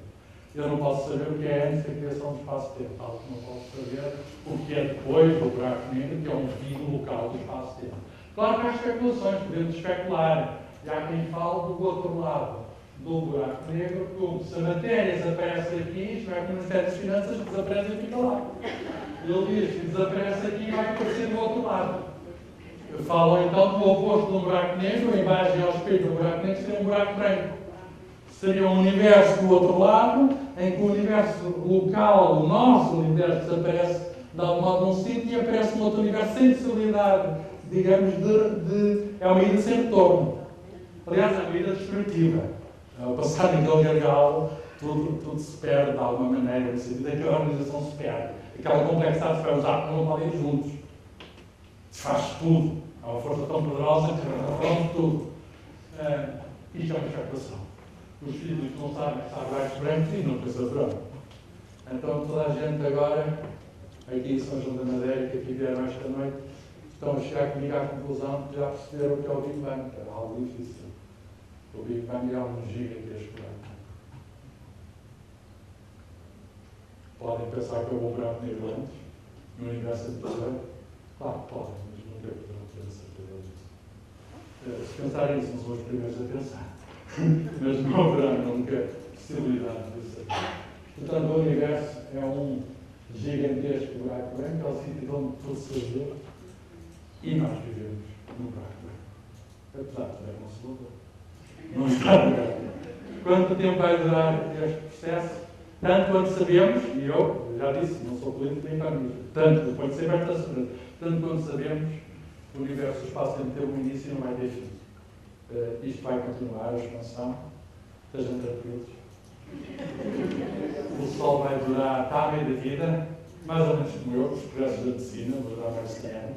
E com os cuidados da nutrição, aqui no restaurante da chapelaria. Comer fruta. Isto vou durar outro tanto. Estou ao meio da vida. Não vou ter a minha idade, mas imaginam, quando eu estou ao meio da vida. E o que é que vai acontecer? O Sol não vai explodir, não tem massa suficiente para explodir. mas vai ter modificações e vai acabar o seu ciclo de vida daqui a outro tanto tempo, 5 mil milhões de anos. Não é nada, não, 5 mil milhões de anos. Estão preocupados com o futuro? Há aquela anedota de alguém que estava num café, um físico a explicar ao outro. Não, a explicar um modelo. O físico não precisa explicar ao outro, a explicar um modelo. Sabes quanto tempo vai durar o Sol? Vai durar 5 mil milhões de anos. 5 mil milhões de anos. E alguém ouviu a conversa? Disse alguém de direito. O que desculpa lá? O coração a bater todo preocupado. O que você está a dizer? O fim do mundo? O Sol vai acabar? Estou a dizer que o Sol vai acabar daqui a 5 mil milhões de anos. E diz o outro. Ainda bem, é que eu vi 5 milhões de anos, estava preocupado. Não são 5 milhões, são 5 mil milhões, está bem? O universo não tem três buracos brancos, o espaço-tempo não é eterno, é semi-eterno. Teve um início, não vai ter fim. Para o infinito e mais além. Muito obrigado pela vossa atenção.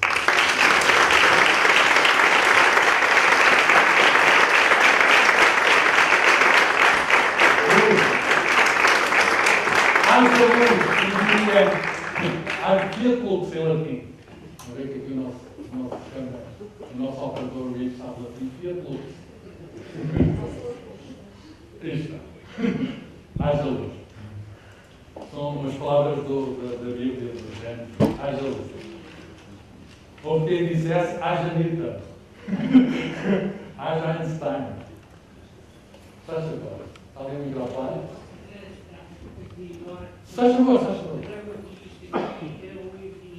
Muito bem. Traz bem o infinito. Muito bem. Eu não falei da alma em lado nenhum, havia alguém que fala. Então me diga quando eu sou da alma e depois. Há uma carta para mim. Eu costumo receber as coisas que eu recebo, mas isto é do livro mágico. Está bem, do livro mágico. Muito bem. Eu não vou ler aqui porque é uma carta fechada. Muito obrigado. Eu devo ao senhor. E está aqui mesmo bem interessado em mão própria, é verdade. Eu vim aqui a. Muito obrigado. Como é que o senhor se chama? Fernando Isidoro, não é? Sim. Tem os códigos de redes. Sim. E também tem os códigos da alimentação. Os códigos de redes nos estão a aumentar. Estão a ver que eu vim ganhar aqui hoje. Se eu escrever um romance sobre isto, vocês veem que tem um fundo verídico. Há milhões de universos e planetas. Sim, eu isso, do planetas, provavelmente, dos universos, não posso dizer nada. Muito bem, muito obrigado. Foi um prazer. Obrigado. Muito obrigado. Diga? Não entendo. Não estou a morar em Barros. Não, isso é outro.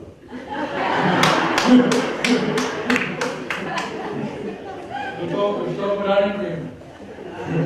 Estava a confundir com alguém de Barros, mas.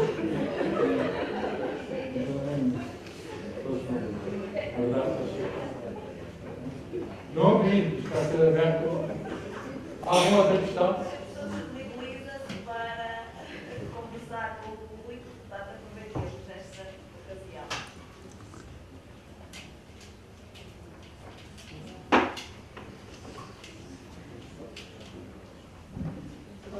Muito obrigada por este discurso sempre habitual seu.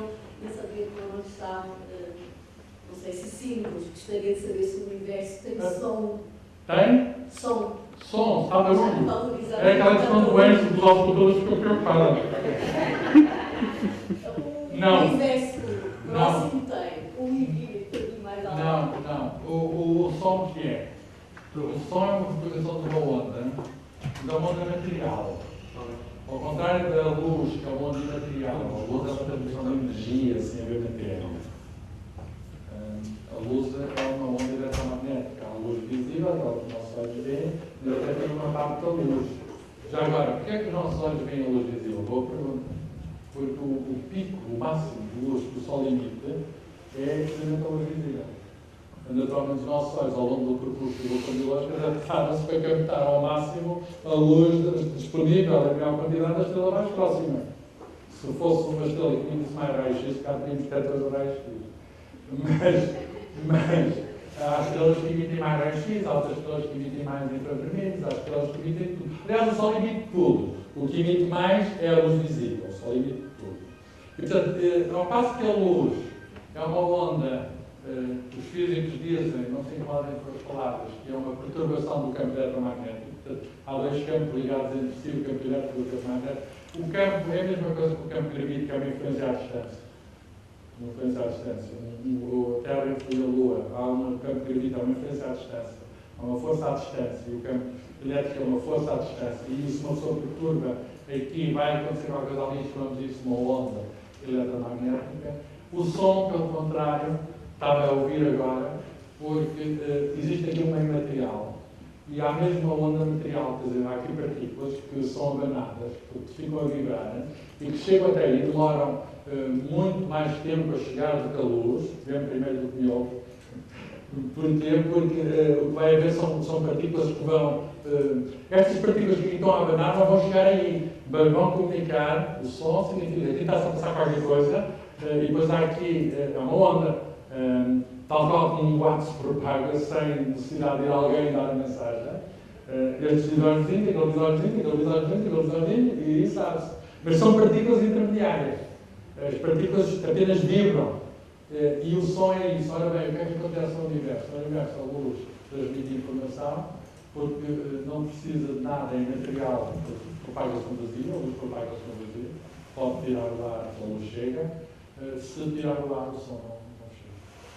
Eu acho que é simples que se faz, tentar tirar o ar de uma campana, para uma sineta a tocar, e não sou nada cá fora. Portanto, isto é um conceito para as vossas escolas, quando a sineta a tocar dentro das campanas, os alunos não ouvem nada. Eles pensam que estão treinados pela evolução natural para ouvirem o som das campanilhas que não tocam, não é? E, portanto, o som no universo não há, estas grandes explosões. Se houvesse, digamos, uma atmosfera, se houvesse ar, com certeza, mas por não, seria um barulho enorme. Não há barulho. No cosmos há silêncio. Não é possível ouvir o som do universo. Não, o que conseguimos ouvir é a luz do universo. Ouvir quer dizer ver a luz do universo. E se quiser, podemos converter a luz em som, podemos fazer composições, mas é barulho. É barulho. E, portanto, as nossas antenas captam todo tipo de luz. Visível, infravermelho, ondas microondas, ondas de rádio, e do outro lado, ondas ultravioletas, raios-x e raios-gama. São todas as ondas que são possíveis de existir, dos maiores comprimentos de onda aos menores comprimentos de onda. E nós usamos todos estes tipos de luz com telescópios. Os telescópios que estão na Terra podem ser de dois tipos, três tipos. Pode ser luz visível, que a luz visível chega, naturalmente, é sempre vemos. Quando chegarem ao céu, vêm com a luz visível, lá fora vem o céu com a luz visível. Pode ser também de luz infravermelha. Há telescópios na Terra de luz infravermelha. Porquê? Porque as ondas infravermelhas de luz conseguem atravessar a atmosfera. Alguma parte da luz infravermelha atravessa. E pode ser de ondas de rádio também, e microondas que atravessam a atmosfera. Tudo o resto é tapado. E ainda bem. Os ultravioleta é tapado, aquela questão do lado do ozono é tapado, o gama é tapado, o raio-x é tapado. A nossa atmosfera funciona como um escuro invisível. A luz propaga-se no universo, o universo é transparente. Depois de se formar os átomos, o universo é transparente. Antes não era opaco. Portanto, o universo nem sempre foi transparente. Mas o universo é completamente silencioso. Não há maneira nenhuma de ouvir. Um astronauta na Lua, a falar para outro astronauta na Lua, tem equipamentos, através de ondas de sinais que convertam o som. Eles podem falar, se eu falo para astronauta, eles têm de converter no impulso elétrico, transmitir por ondas de rádio e converter depois para impulsos para som. Os astronautas não podem ter nada. Aliás, não estão protegidos por fatos. Estão a viver num sítio onde não há atmosfera. A Lua é um sítio que, para ser habitável, precisava ser criado uma atmosfera. Doutor, eu ia fazer uma pergunta que é capaz de ser um grande disparate. Não é nada. É. Isto que eu vou dizer é assim. Há possibilidade, o avião desapareceu. Sim. Há possibilidade Passou no buraco negro? de entrar no buraco negro ou desagregar-se? Olha, essa quer apostar comigo que o avião vai se encontrar? Pois só estava. Quanto é que quer apostar? A minha avó diz assim, tem matéria, mas nunca apostes. E eu, por uma vez, vou madrinhar a minha avó e eu direi que as coisas não desaparecem. Está alguns, o mais provável é estar... eu não sou bruxo, mas sei as leis da física. E o mais provável é ter caído no mar e vai demorar algum tempo. Mas muito provavelmente. Lembra-se no caso do avião francês, que tinha 2 anos, mas porque foram lá com submarinos e conseguiram tirar tudo lá de baixo. A mais de 4 km de profundidade, não é? É uma proeza tecnológica fabulosa. Eu estou convencido que vão encontrar o avião desaparecimento no buraco negro. Pronto, claro, não há buraco negro por perto. Então a história do orçamento é um buraco negro figurado.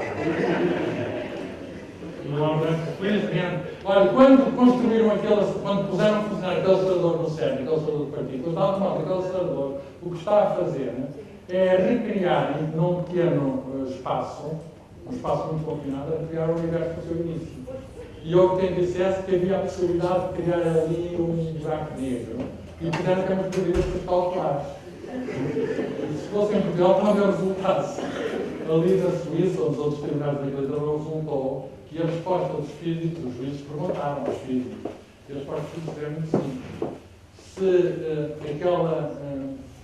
aquela matéria, a alta velocidade, pudesse criar buracos negros, nós já tínhamos acabado há muito, porque o resultado daquelas explosões violentíssimas das supernovas, o espaço sideral está cheio de raios cósmicos, matéria a alta velocidade, a velocidade próxima da luz, que incide na nossa atmosfera, na alta atmosfera. E incide causando colisões que são semelhantes àquelas que artificialmente estamos a provocar nesse acelerador. Portanto, se isso pode provocar buracos negros, já temos sabido disso por aí. E os juízes acreditam nisto. Às vezes que ainda acreditam nos físicos. A diferença dos juízes e os físicos é que os físicos descobrem as leis. Os homens de direito fazem-as. Com todo o respeito, não é? Porque há leis que as leis humanas têm de ser feitas. Não vou algumas diminuir o papel. Houve um dia um grande jurista, um professor de Direito da Universidade de Pina, mas vocês descobrem mesmo as leis, elas já existem. Já existem, e eu disse, sim senhor, elas já existem, antes de nós descobrirmos. Significa apenas isto, há uma ordem no universo. E nós descobrimos a ordem. Faltam-se nas sociedades humanas, há alguma desordem e é preciso por alguma ordem. Senhor professor, eu também vou fazer uma pergunta tal como a minha colega despertada. Não só pode ser, porque só sei que nada sem o senhor e a razão. Eu disse isto e a razão, porque perante esta aula extraordinária que eu estive aqui com um esforço a tentar entender como é que não me ensinaram na escola, provavelmente o senhor professor também me deu estas coisas. Eu aprendi muito disto à minha custa. Eu sei. Algumas coisas são suficientes, eu não podia ter ensinado. Por muitas destas, não digo tudo, eu digo bem que era muitas destas coisas são mais suficientes. Mas eu estou a ser irónica. Eu sei. Porque a minha área é do outro lado, é da área da colega, e por isso é que a pergunta é estúpida. Mas Já sei que sou estúpida. Não, somos. A minha pergunta é estúpida como tu és. Eu acho que tenho aqui mais, eu podem falar para a autoestima. São diferentes. Sr. Professor, a aula foi uma coisa fantástica, só que para mim, para eu entender melhor e ir mais além, teria de ter muitas explicações, muitas. Pronto, mas não era por aí que eu queria ir. Eu queria colocar uma pequena questão que serve também de provocação, e o Sr. Professor deu uma deixa, e foi por isso que eu pedi o microfone. É o problema, a colega perguntou onde está o avião. Eu vou perguntar onde... Não estou a ver um buraco negro de desaparecer as coisas. Onde está o tal... Falou em orçamento, o orçamento é essas coisas que têm assim as coisas. Para onde vai? Não faço sentir estúpido a gente. Se você disse que não é político nem economista, eu também não, mas para onde é que vai isso? Não é para o buraco gigante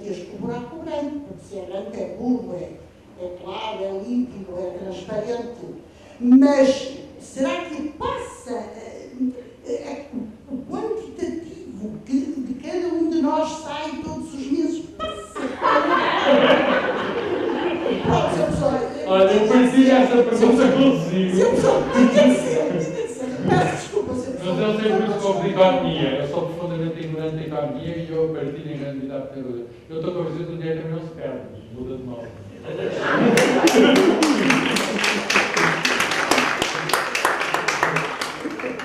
É para os aviões, para não se perde. Sacha bem. Próximo. Uma questão relativamente à forma como terminou algumas dos seus pensamentos. Porquê é que o professor disse 3 ou 4 vezes, talvez mais, que nós não sabemos nem nunca vamos saber? Porque há limitações ao conhecimento. A velocidade da luz, por exemplo, é constante. Essa é a base da teoria de Einstein e há muita confirmação da teoria de Einstein. Isto significa, eu não disse que nunca iremos ser, eu disse provavelmente nunca iremos ser. Eu fui algum lugar. A nossa ciência diz-nos que há limites ao conhecimento. Por outras palavras, a velocidade da luz não é infinita. É isso que é que causa, no fundo, a ver aquela bolha do limite observável. O que está para lá daquilo que se passou antes não chega dentro do tempo do universo para nós podermos perceber. É uma limitação física. Por outras palavras, nós não podemos saber tudo. Podemos colocar as perguntas que quisermos, mas as leis do universo impõem restrições ao nosso conhecimento. E nós não podemos temos que ter a suficiente humildade para saber que estamos dentro de um universo que obedece a um certo conjunto de leis que nós descobrimos, a menos que se venham a mudar as leis, e elas não mudam arbitrariamente. Quer dizer, o Newton emendou o Galileu, o Einstein emendou o Newton, quer dizer, de certo modo emendou, mas não emendou. Quer dizer, mudou um bocadinho para manter o resto. Mudou um bocadinho para manter o resto. Portanto, se mantiver aquilo que sabemos até agora, o essencial do que sabemos até agora, e estamos convencidos, quando eu digo que, quando eu digo que todos somos feitos de átomos, isto é uma verdade sobre o mundo, que não vai ser verificada por novos conhecimentos. Agora, se me diz, mas porquê é que diz isso? Bem, pode ser que encontramos outra matéria que não é feita de átomos, depois pode ser. Mas tudo aquilo que encontramos até agora, e já estamos à procura disto há muito tempo, é feito de átomos. E, portanto, o que eu digo é provavelmente a matéria é feita de átomos. Os átomos são aquelas partículas. É uma verdade absoluta? Não é, não há verdade absoluta na ciência.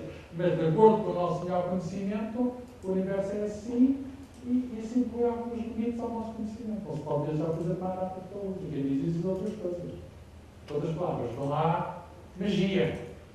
As coisas não desaparecem. Podem dizer, o que é que você sabe que as coisas não desaparecem?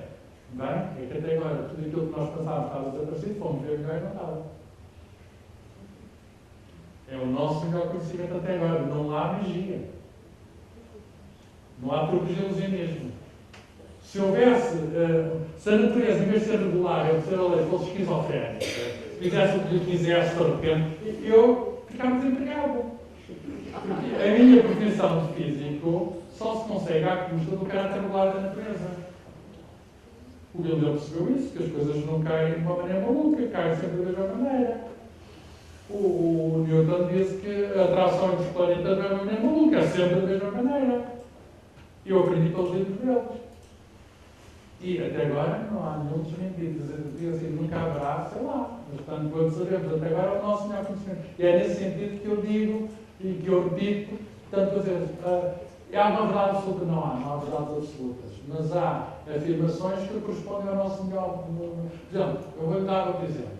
Eu acredito, não tenho maneira nenhuma de provar isto, mas eu acredito que na galáxia da Andrómeda, a 1 milhão de anos-luz de nós, na galáxia da Andrómeda, que as leis da física são exatamente as mesmas que isto.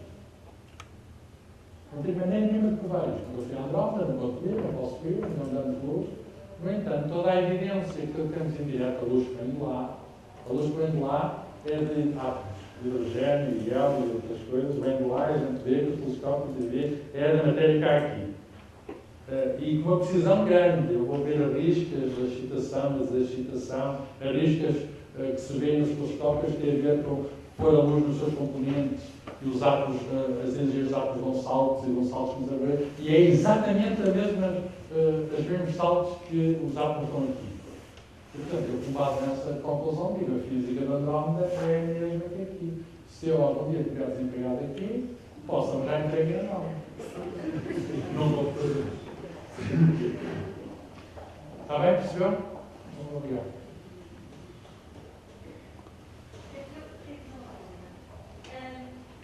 Como físico, e há quem falou na questão do surgimento dos átomos hidrogênicos, como é que, se é possível explicar, também já disse várias vezes, não sabemos, não é? Sim. Ou está antes, não sabemos. Sim. Mas como explica o surgimento da vida? Não sabemos. Um dos grandes problemas que a ciência tem hoje, tem vários problemas. Há vários problemas. Porque é que há uma força gravítica e há uma força eletromagnética e não há só uma força? Nós teríamos a simplificar as coisas. Não é? Gostaríamos que o universo fosse mais simples do que é, não é? Aliás, há uma tendência natural nossa para a simplicidade, para explicar as coisas de uma maneira mais simples possível. A questão é, a vida é complexidade. A vida é uma associação de matéria e moléculas que fazem certas funções, podem reproduzir-se, conseguem manter funções vitais, o metabolismo. Quando é que isso apareceu pela primeira vez? Sabemos muita coisa sobre a vida, sobre o DNA. Sabemos que toda a vida, por muito estranha que seja a vida, seja vegetal, seja animal, seja a minúscula uma bactéria, sabemos que tudo ela se baseia no DNA. O ADN, podíamos ter uma molécula. Sabemos que a vida tem uma base molecular, sabemos qual é o quadro da vida. Sabemos alguma coisa. Agora não sabemos como apareceu pela primeira vez as coisas. Isso não sabemos. E por isso é que é tão importante olhar para o espaço e tentar perceber se há algum sinal, ainda que indireto, de vida no tecido. Ainda que vida rudimentar. Porquê? Porque uma de duas. Ou é uma vida igual à nossa, uma complexidade semelhante à nossa. Eu tenho coisas em comum com o eucalipto. O eucalipto tem DNA, como eu. Aliás, o eucalipto tem certas funções biológicas, pode ser mesmo, não é? E, portanto, temos coisas em comum. Para não falar entre mim, sei lá, um outro animal, um outro ser vivo mais presente comigo. O eucalipto não é hoje, é muito importante olhar para o código, tentar, ou é o mesmo código, e então há uma vida universal. O mais provável é, se calhar, perante esta imensidão enorme, é haver outras formas de vida baseadas em códigos diferentes do nosso. Se há quem diga que a vida aqui veio do espaço, teve outra origem, não sabemos. Tentamos já criar, e hoje em dia sabemos o nosso código, nós podemos fazer vida na Terra, a vida artificial. Já conseguimos, estamos a começar a fazer isso, a fazer vida artificial na Terra. E há até cientistas que atualmente propõem coisas malucas. Por exemplo, vou dizer uma coisa maluca que se propõe hoje com o conhecimento atual, que tecnicamente é possível, é o seguinte: em vez de mandar marcianos para Marte, os marcianos são os nós, não nós chegamos. Portanto, há lá sondas a tentar procurar a vida, não encontraram até agora, provavelmente não existe, mesmo bactérias, mas portanto será muito caro colocar pessoas lá, mas provavelmente isso vai-se fazer. Um dia vão-se lá colocar seres humanos, vai haver voluntários que vão querer ir 6 vezes para lá, a viagem são 6 meses, etc. Mas há quem proponha esta coisa extraordinária que é maluca, que é mandar uma sonda, mandar para a sonda, ou a sonda a um laboratório, pôr lá componentes químicos e mandar com informação, com a luz, a informação do código da vida para fazer a vida lá diretamente. E fazer pequenos organismos artificiais em Marte que depois, de algum modo telecomandados, possam fazer até um processo de evolução rápida, se possível. Lá. E quem diz isto, Marte, diz fazer isto nos sítios mais pequenos. Porquê? De algum modo, a disseminação artificial de outros planetas, mandando não matéria, mas matéria lá, informação. Mandando informação. O segredo é este, fazer isto. E ter a capacidade de fazer isto à distância é prodigioso. Mandar a vida à velocidade da luz. Nesse sentido, pode-se habitar mundos. Nesse sentido, por outras palavras, os astronautas não se mandam, fazem-se. Mas nós não sabemos a resposta, muito simples. Não sabemos como é que surgiu a vida na Terra, tanto quanto sabemos só a vida na Terra. Se algum dia, por exemplo, porquê que amanhã pode ser um dia muito interessante?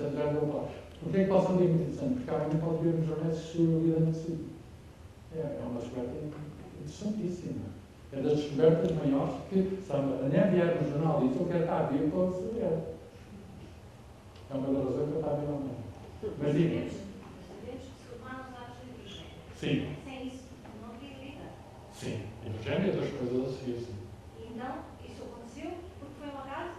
Sim, foi uma caso, não, é tal como uma fatalidade, no sentido em que, a partir do momento em que há partículas, as partículas, que o universo arrefece, há uma fatalidade. Agora, onde é que acontece? Há um momento da casa, onde é que acontece, em quantidade acontece, mais num sítio do que no outro, e isso, com certeza, há obviamente da casa. Mas há alguma fatalidade no seguinte sentido: no universo que há de arrefecer, as partículas vão juntar. É energeticamente mais favorável. E, portanto, estava a perguntar a questão de haver uma intervenção exterior, é isso? Eu nunca falei em Deus, parou? Foi propósito. A dimensão religiosa é uma dimensão, a dimensão legítima, que algumas pessoas procuram, mas que não tem nada a ver com a dimensão científica. As duas dimensões podem ser partilhadas pela mesma pessoa. Por exemplo, o Galileu era uma pessoa que, apesar de ser pela igreja, nunca deixou de ser crente. O Newton era um grande crente, teísta, etc., embora não acreditasse sobre isso, mas achava que havia Deus e Deus tinha criado o mundo. O Einstein não precisou de Deus para nada. Mas isso são posições pessoais, veja-se muito bem. Isso são posições pessoais. Um dos autores do Big Bang era um padre católico, o padre Romero. Há bocadinho uma questão do surgimento dos átomos de hidrogênio. Eu li um livro do José dos Santos. À forma de Deus. E. Eu também. Foi o único livro dele que eu li. Foi o primeiro livro dele que eu li. Depois talvez mais dois ou três. Mas a questão é que. Eu parei. Eu queria tentar antes. 6, 3, não sei o que, ou 3, não sei, mas Esse facto foi mesmo o primeiro, a meu ver, foi muito mal. Mas a questão é que ele tentou fazer essa tal ligação. A forma de Deus. Sim, é claro que é ficção, É mas ficção. no início havia aquela intervenção do Einstein, não sei se recorda, havia o... Eu li o livro antes, até ele deu-me a ler o livro. Aquilo passa-se na Universidade de Coimbra. Há uma forma secreta, que é a forma da origem do mundo. O Einstein, antes de morrer, deu isso a quem? A um estudante português. Estava lá em Princeton. Onde é que o estudante foi esconder aquilo da Biblioteca Joanina? Na Universidade de Coimbra. E depois há uns iranianos, é nesse livro, há uns iranianos que vão atrás, que matam o português, há um problema no segredo que iam fazer aquilo uma arma nuclear. E aquilo persegue. Não vou descontar mais, não. E portanto, a ficção é ficção. Sim, claro.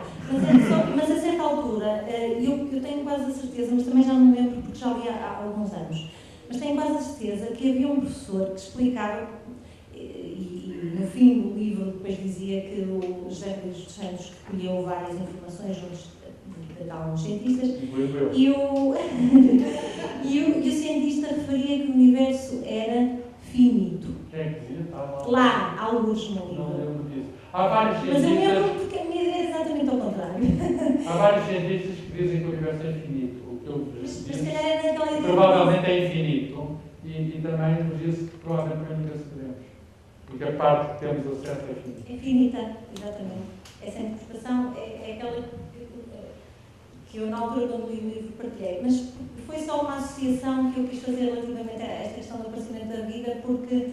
Mas a vida é uma outra história. A vida é uma outra história. Para a vida são precisos átomos, mas são precisas condições muito particulares que podem acontecer. Por exemplo, nós espanta-nos a variedade da vida. Mas hoje sabemos porque é que existe essa variedade. A teoria da evolução do Darwin é uma teoria investigadora poderosíssima e houve tempo suficiente, nós não conseguimos cumprir os 5 mil milhões de anos, que é o tempo da vida, quase 4 mil milhões de anos. É muito difícil para nós conseguir, mas é tempo mais que suficiente para ver todas as tentativas e umas serem bem-sucedidas e outras falharem. Espécies que conseguem e espécies que não conseguem, os dinossauros não conseguiram.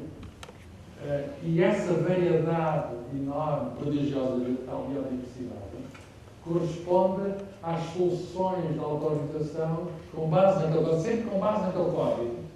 São soluções, todas elas com base no mesmo código. E o código permite todos os tipos de combinações.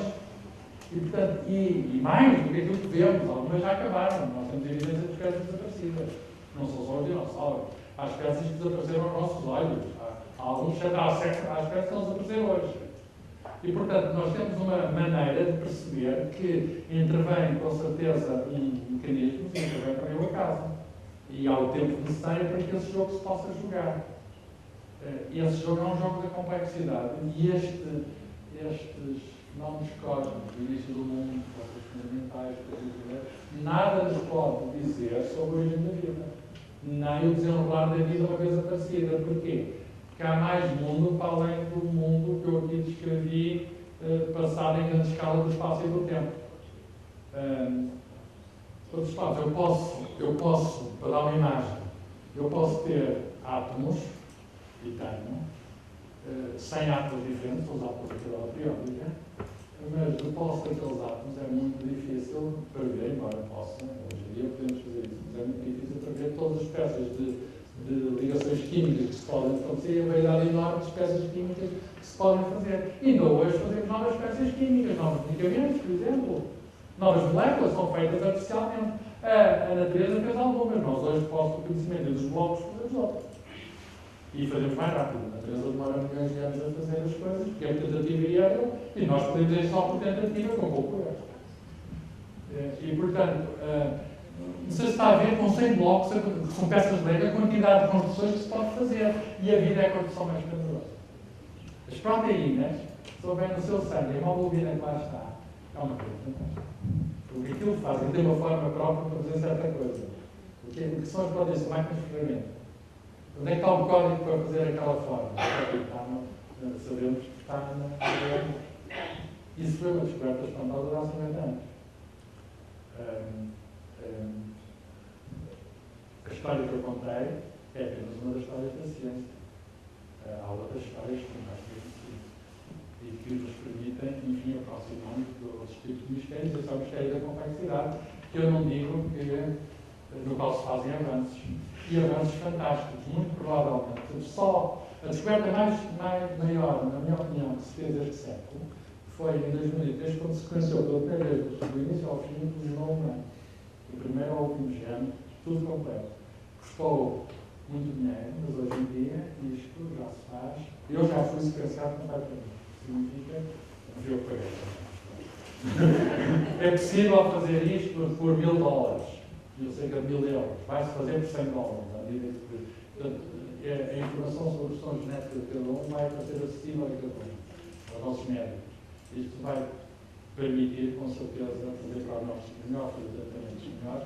E isto está a começar agora. Por isso é que eu disse que vou durar mais anos do que aquilo que poderia associar. É o meu desejo e a minha previsão. Diga. Boa noite, Sr. Professor. Boa noite, Paulo. Eu queria saber uma coisa. Em 1986, um grupo de cientistas, de 86, um grupo de cientistas que foram convidados pela Unesco, celebraram uma declaração chamada Declaração de Veneza, onde todos, de modo geral, propuseram que a realidade e a ciência tinham de abordar a realidade no estudo do universo e da natureza de uma forma multidimensional e holística. O que eu queria perguntar é se essa abordagem que os cientistas fizeram a partir daí tem a ver exatamente com a ideia da expansão do universo e de que existem mais do que um universo e mais do que uma dimensão. Primeira resposta, eu não conheço essa declaração de Veneza, eu disse. Não sei se dizer, não conheço, posso... Celebrado em março de 1986. Não sei quem assinou, não sei a credibilidade disso. Acredito em si, se diz que, não tenho razão para não acreditar, se diz que há um documento importante, mas eu não conheço. Segundo, há várias maneiras de olhar para a natureza. Ao olhar da maneira que eu olhei, há outras que ainda agora disse, há outras maneiras de olhar, o problema da complexidade diz um outro tipo de olhar. Há várias maneiras de olhar e há muitas maneiras diferentes de fazer ciência. Há coisas em comum nessas várias maneiras, tem de usar, digamos, rigor, tem de usar a matemática, tem de usar a observação, tem de usar a crítica, tem de usar uma série de coisas, pode ser o erro. Tudo isso, há maneiras de ver maneiras mais integradas, há quem veja um problema pequenino, há quem procure relacionar um problema maior, há quem relaciona dois problemas grandes, quer dizer, não há uma única maneira de olhar para o mundo, felizmente. Há muitas maneiras diferentes de fazer ciência. A questão das multidimensões, e qual era a outra com que terminava? Multidimensões e holística. Modernamente, há esforços de cientistas de tentar, de algum modo, concretizar uma ideia que Einstein teve, que ele teve muitas ideias, algumas conseguiram ser provadas, outras ainda não. Uma ideia que ainda não foi provada foi que, por exemplo, há só uma força, que a força eletromagnética e a força gravitacional podem ser juntas num único esquema. Esse sonho de Einstein está concretizado, ou até alguns dias de vida tentou fazer isso. Por trás que havia só uma força. Há uma tentativa de unificação final. Digamos, essa força única seria uma força que estaria associada ao que existe na sua vida. O que é curioso é que têm falhado as tentativas de fazer essa força unificada. Mas as tentativas que existem, embora fragmentadas, embora incompletas, recorrem a espaços com mais de 4 dimensões. Há uma teoria chamada teoria das supercómodas, que é um esforço nesse sentido, que é um esforço que ainda não está comprovado, não está consensualizado, etc. É esforço em curso. Esforço mais teórico experimental, não há evidência experimental para isso. É um esforço teórico e aí falam de espaços sistêmicos em dimensões superiores a 4. Não há nenhuma evidência para isso. Há cogitações sobre isso.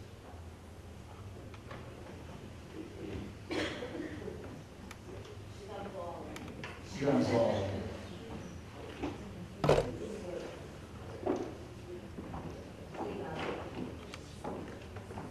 Os ensinamentos que nos trouxe, pela forma como o fez.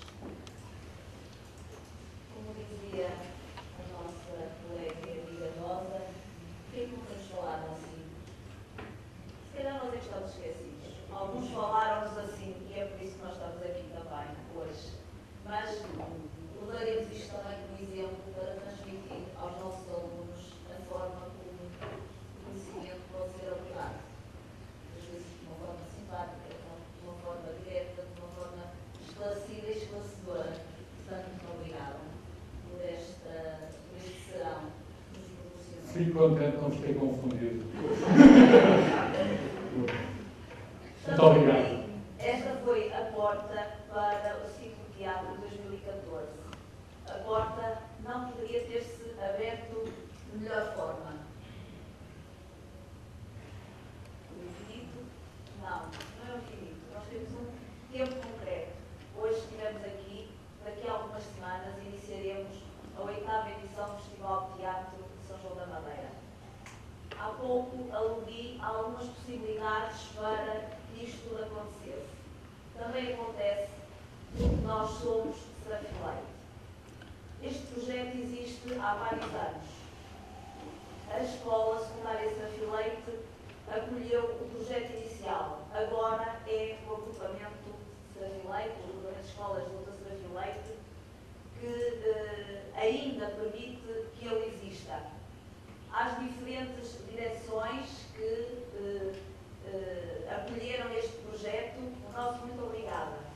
Aos colegas que ao longo destes anos nos apoiaram, nos acompanharam, estiveram aqui presentes, também o agradecimento do espaço aberto. A todo o outro pessoal que existe na nossa escola e nas outras escolas, também o nosso reconhecimento pela dedicação a esta possibilidade de educar-nos pelo teatro. Aos alunos, cada aluno que vem é uma esperança que nos move. Também cada aluno que vai, e tenho o grato prazer de ver aqui assim na plateia alguns dos nossos antigos alunos, é uma esperança que nos comove. A todos, muito obrigada. Agora gostaríamos de os ver, a partir do dia 25 de Abril, aqui e na Casa da Criatividade, para o Festival de Teatro. Ponto final hoje, mas... Hoje, 14 de março. Hoje, 14 de março. Dia de aniversário da Einstein. Oh, parabéns. E mais, há também, é comemorado também o dia do Pi, dia 3 de 14 do 3. Comemoramos hoje na nossa escola. O dia do Pi e o dia da Einstein é um dia muito especial aqui hoje em São João da Madeira. Obrigado. Tivemos mais um colaborador Sr. Professor, o espaço aberto, esta parceria com a Câmara Municipal está a crescer, é um gigantesco buraco branco, cada vez que hoje está. Muito obrigada, muito obrigada. Gostaria de formar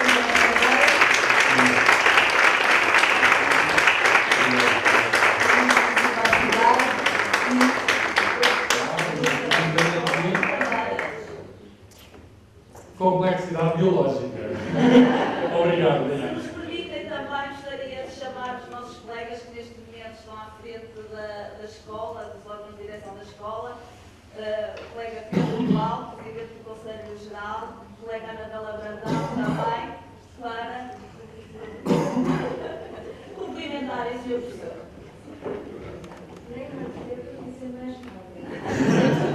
Obrigado. Parabéns pela vossa escola e pelo vosso trabalho. Muito obrigada.